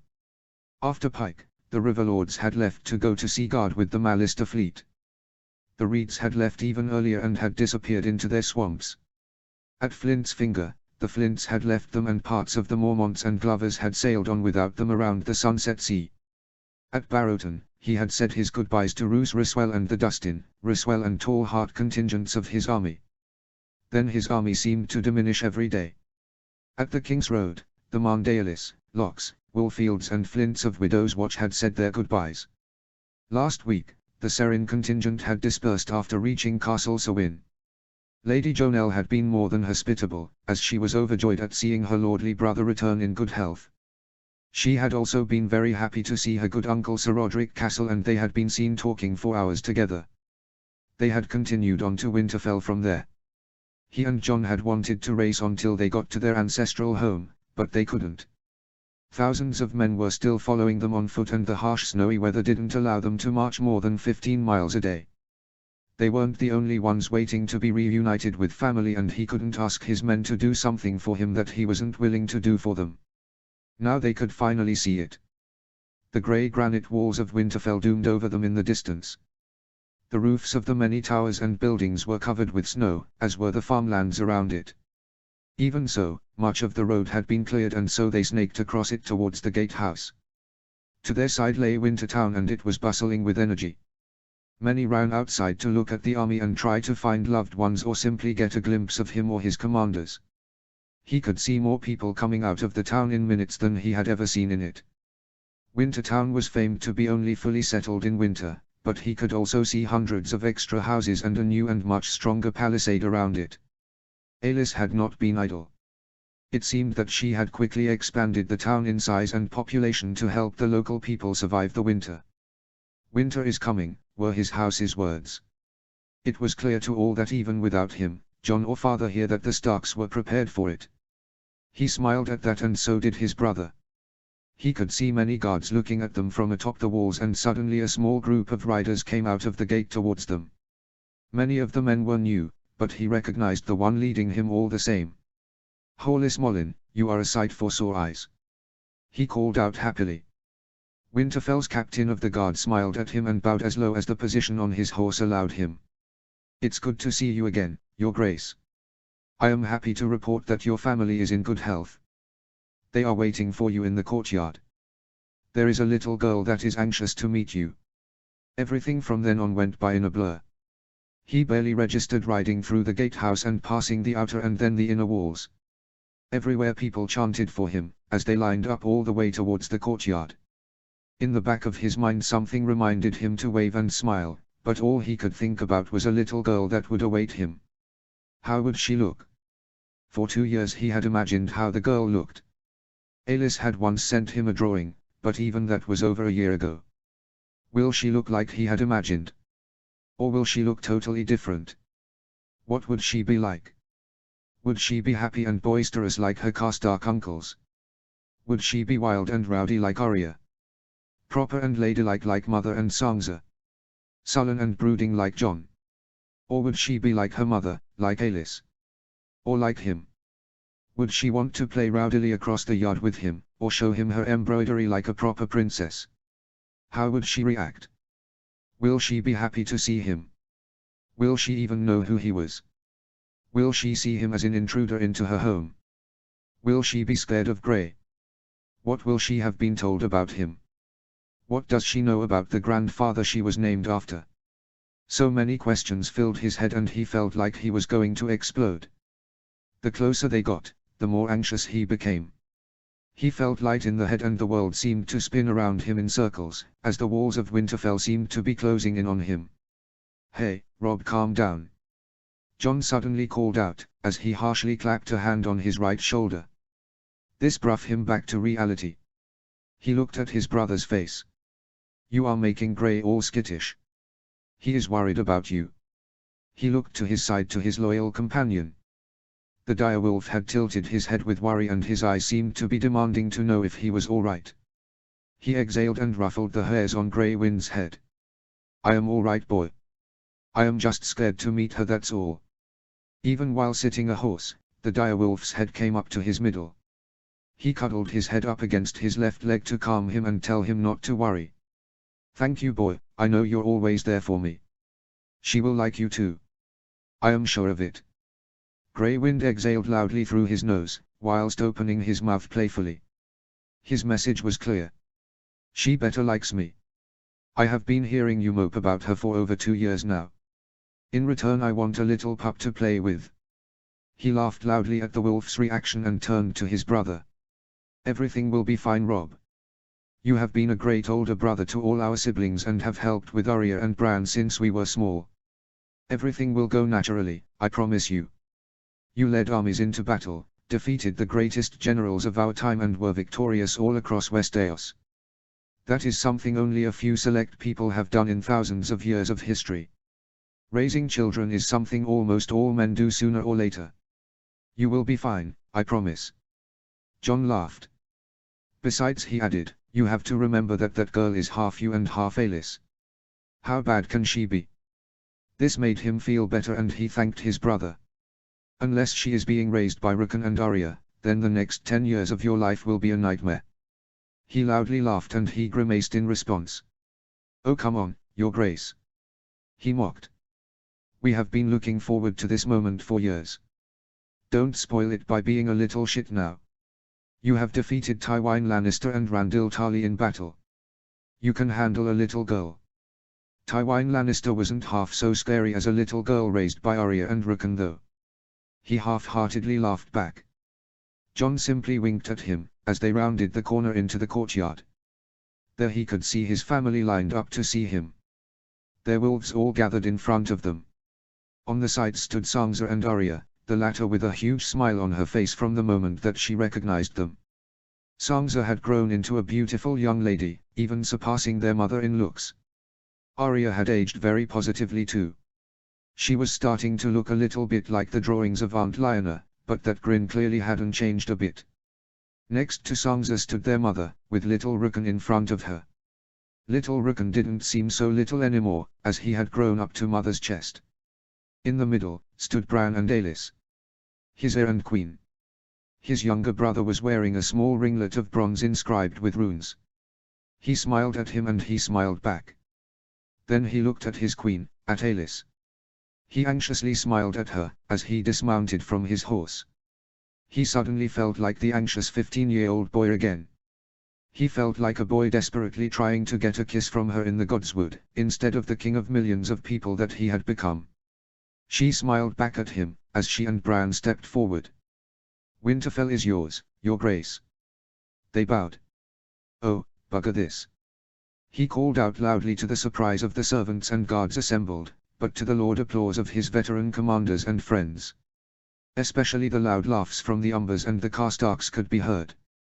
He strode over towards them and picked up Alis in an enormous hug. He twirled her around and sat her down with a kiss to the cheers of his friends.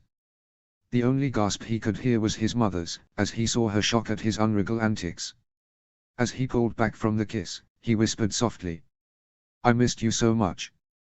She smiled widely at him. "I missed you too, Rob." She stepped back to greet her brothers and let Bran step forward. His brother smiled widely at him, but respectively held his distance. "Don't give me those Southron courtly manners, Bran.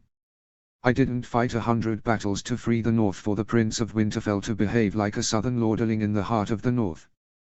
He grinned as he proclaimed loudly. Bran ran forward and hugged him, and he could see Summer and the other direwolves happily jumping up to mingle with Grey Wind and Ghost. "Come here, Jon, Bran has missed you too." His brother dismounted from his horse and they hugged too. "Rob's right, you know, I did. I heard stories of you slaying and talking to dragons. I want to hear all about those." Bran screamed enthusiastically. A pained expression could be seen on Jon's face for a second, but as quickly as it came it was gone. "I will tell you all about dragons and more, Bran.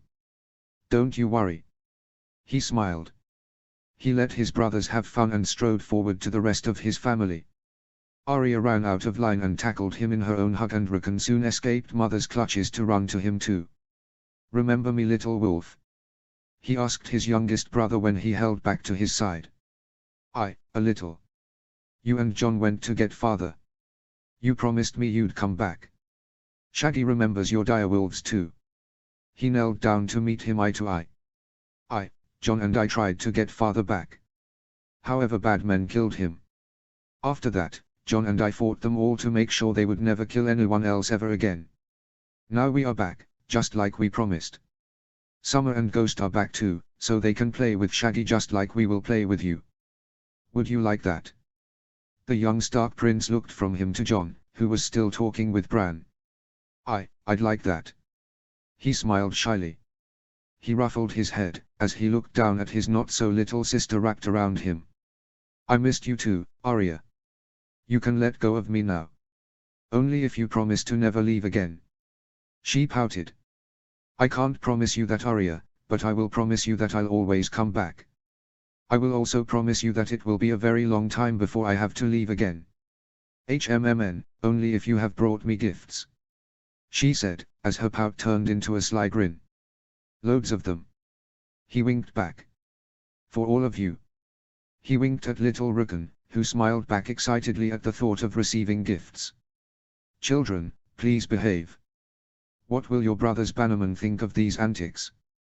His mother reprimanded his brother and sister, although her smile betrayed how she really felt at his return. "My bannerman will be happy to see House Stark strong and united again in Winterfell, nothing else, mother," he proclaimed loudly, which again was met with roars of his soldiers and vassals. As he turned to see what they were doing, he could see how Mage Mormont was greeting her own daughter Lyanna and how the other vassals looked up with smiles. He walked over to his mother. "Good to see you again," he simply replied as she hugged him tightly, her decorum finally breaking down. "You look so much like your grandfather when I was young. It is almost impossible. You also have something of your father in your face. The beard suits you." He absently went with his hand through his beard as he grinned at the compliment. When he finally pulled back, Sansa stood behind his mother. "Your Grace," she curtsied perfectly as she grinned widely. "Princess," he mockingly replied as he brought her hand to his lips. Arya and Rickon almost fell to the ground laughing, as he grabbed ladylike Sansa in a bear hug right after. "It's good to see you, sister." He smiled at her after he put her down again. She immediately straightened her dress, but she looked happy with the gesture all the same. He talked some more with Sansa, as Arya ran to Jon with Rickon on her heels. Then he was suddenly interrupted with a light touch on his shoulder. "Husband, there is another Stark that would like to meet you," Aelys softly said, as she looked to a little girl standing next to her. She was holding her hand, but the girl was also lightly clinging to Aelys' leg. She looked up at him with beautiful blue-grey eyes. Those eyes pulled him in, and it felt like his whole world collapsed in front of him. Without thinking, he went to his knees in front of the little girl and simply looked at her. After a while, she hesitatingly asked him, "Are you my father? You look like Unsi Ban but wit Mohage," she said as she pointed towards his beard. Tears welled up in his eyes and he nodded. Yes, little girl. I am your father. I am very happy to finally meet you. You are already as beautiful as your mother.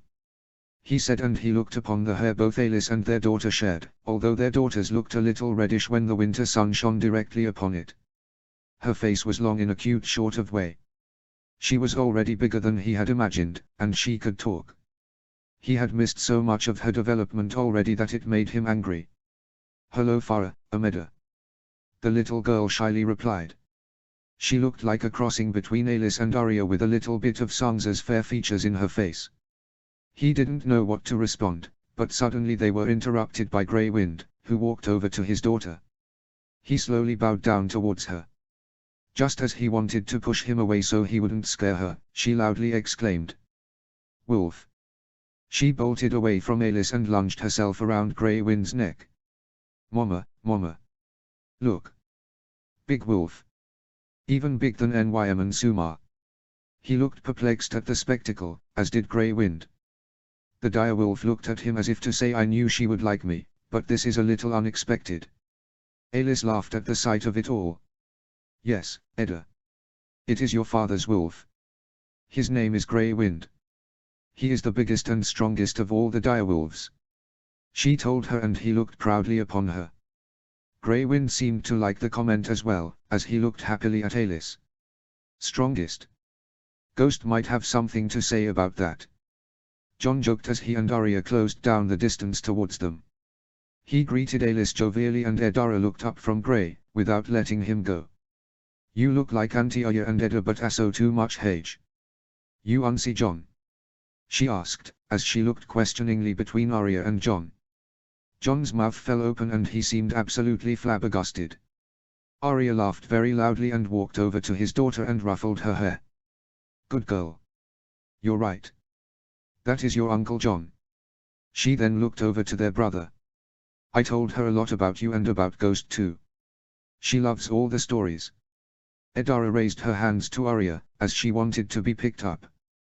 His sister did so without a second thought. You told her about me. Before Arya could reply, the little girl nodded in her arms. Ghost. You also wolf. White wolf. Jon grinned like an idiot. Without even looking around he whistled lowly and moments later Ghost came walking over slowly. White wolf. Mama, look. White wolf. Big white wolf Auntie Arya told me is true. Big white wolf too. Ghost looked at her with interest as he sniffed at the girl in Arya's hands. Edara fearlessly stroked the direwolf's massive head and Ghost seemed to like it. Jealously Grey walked over and nudged himself back against her leg. Ha ha, look to Big Wolf. She exclaimed, as she showed 2 fingers on her hand. Everybody laughed happily at the incredibly cute sight of it all. Yes Edda, you're right. 2 big wolves and they both like you. The girl tilted her head at the wolves and asked. Like Edda? In response both wolves simultaneously started licking her face and leg and his daughter started laughing hysterically. Like Edda very much Auntie. His heart melted at the sight. Rob, Jon want to see something fun? Arya asked excitingly. He and his brothers looked at each other. No matter how long they left, they would never forget that look on her face. Something crazy was going to happen. Yes, they both answered unsurely. It didn't escape him that Arya threw a look towards Alice, who seemed to nod her agreement as she walked over to him. Alice threw her hand around his back and rested her head on his shoulder. Don't freak out now, Rob. It's safer than it looks. She never falls off. He alarmingly looked at her, while he heard his mother sigh from behind her.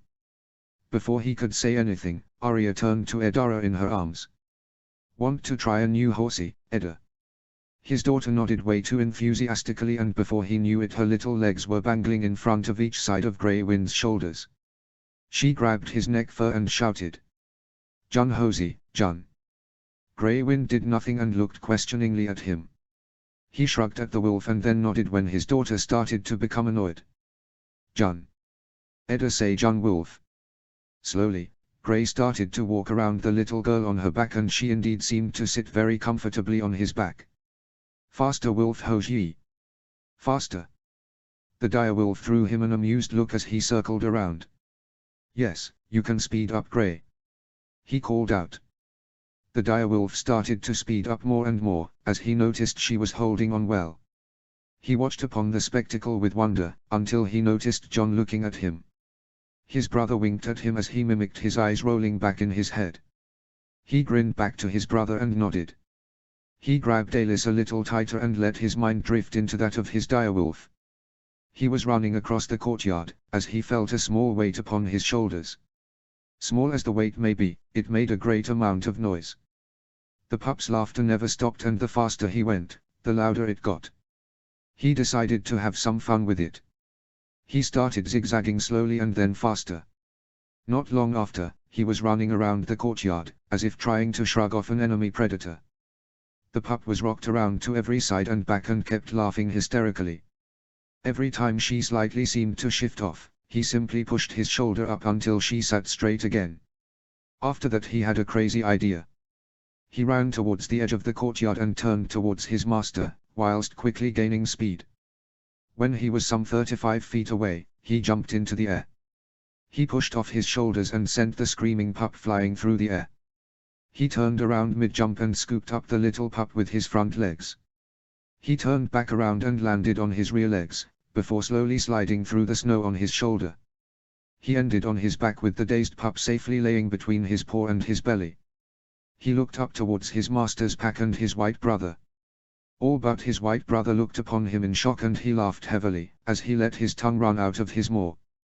He returned back to his body and found Alice stomping his shoulder. "What was that, Rob? Why did Grey Wind do that? She could have fallen off and died. The other wolves never did anything like that." He simply laughed. "Grey Wind is a veteran of dozens of battles. He can throw her 30 feet in the air and catch her effortless. She was safe the whole time," he assured his wife, who looked skeptic. Behind her his mother openly screamed at him, while his bannermen were having the time of their life at the performance of their king's daughter and his direwolf companion. They all knew what Grey Wind was capable of and of the bond the beast shared with their king. If he said she had been safe, they knew she had been. They just laughed at his family's reaction. What ultimately broke the ice was Edara crawling off from the direwolf onto the ground and getting to her feet. In one movement, she got up and dazedly ran towards Arya. "See that, auntie? Edda fly. Edda fly high. Super high." Arya laughed loudly. "I saw it, little one. You are a flying wolf. Edda flying wolf." His daughter screamed. Again. Again Edda flying wolf. He looked at John and smirked, while his brother theatrically rolled his eyes at him. Bran looked at him suspiciously and he simply grinned back. This didn't seem to placate his little brother, so he silently mouthed a later, and this seemed to calm him. If he didn't know already, he would need to be told about his warging soon anyway.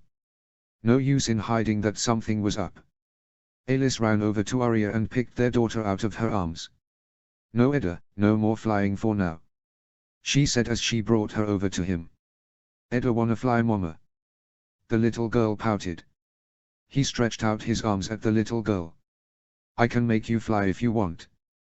The girl looked at him for a while, before nodding and almost jumping in his arms. It was the first time he held his daughter, and the little princess looked at him sternly. "Make fly," she ordered. He grinned and threw her 2 feet in the air over his head.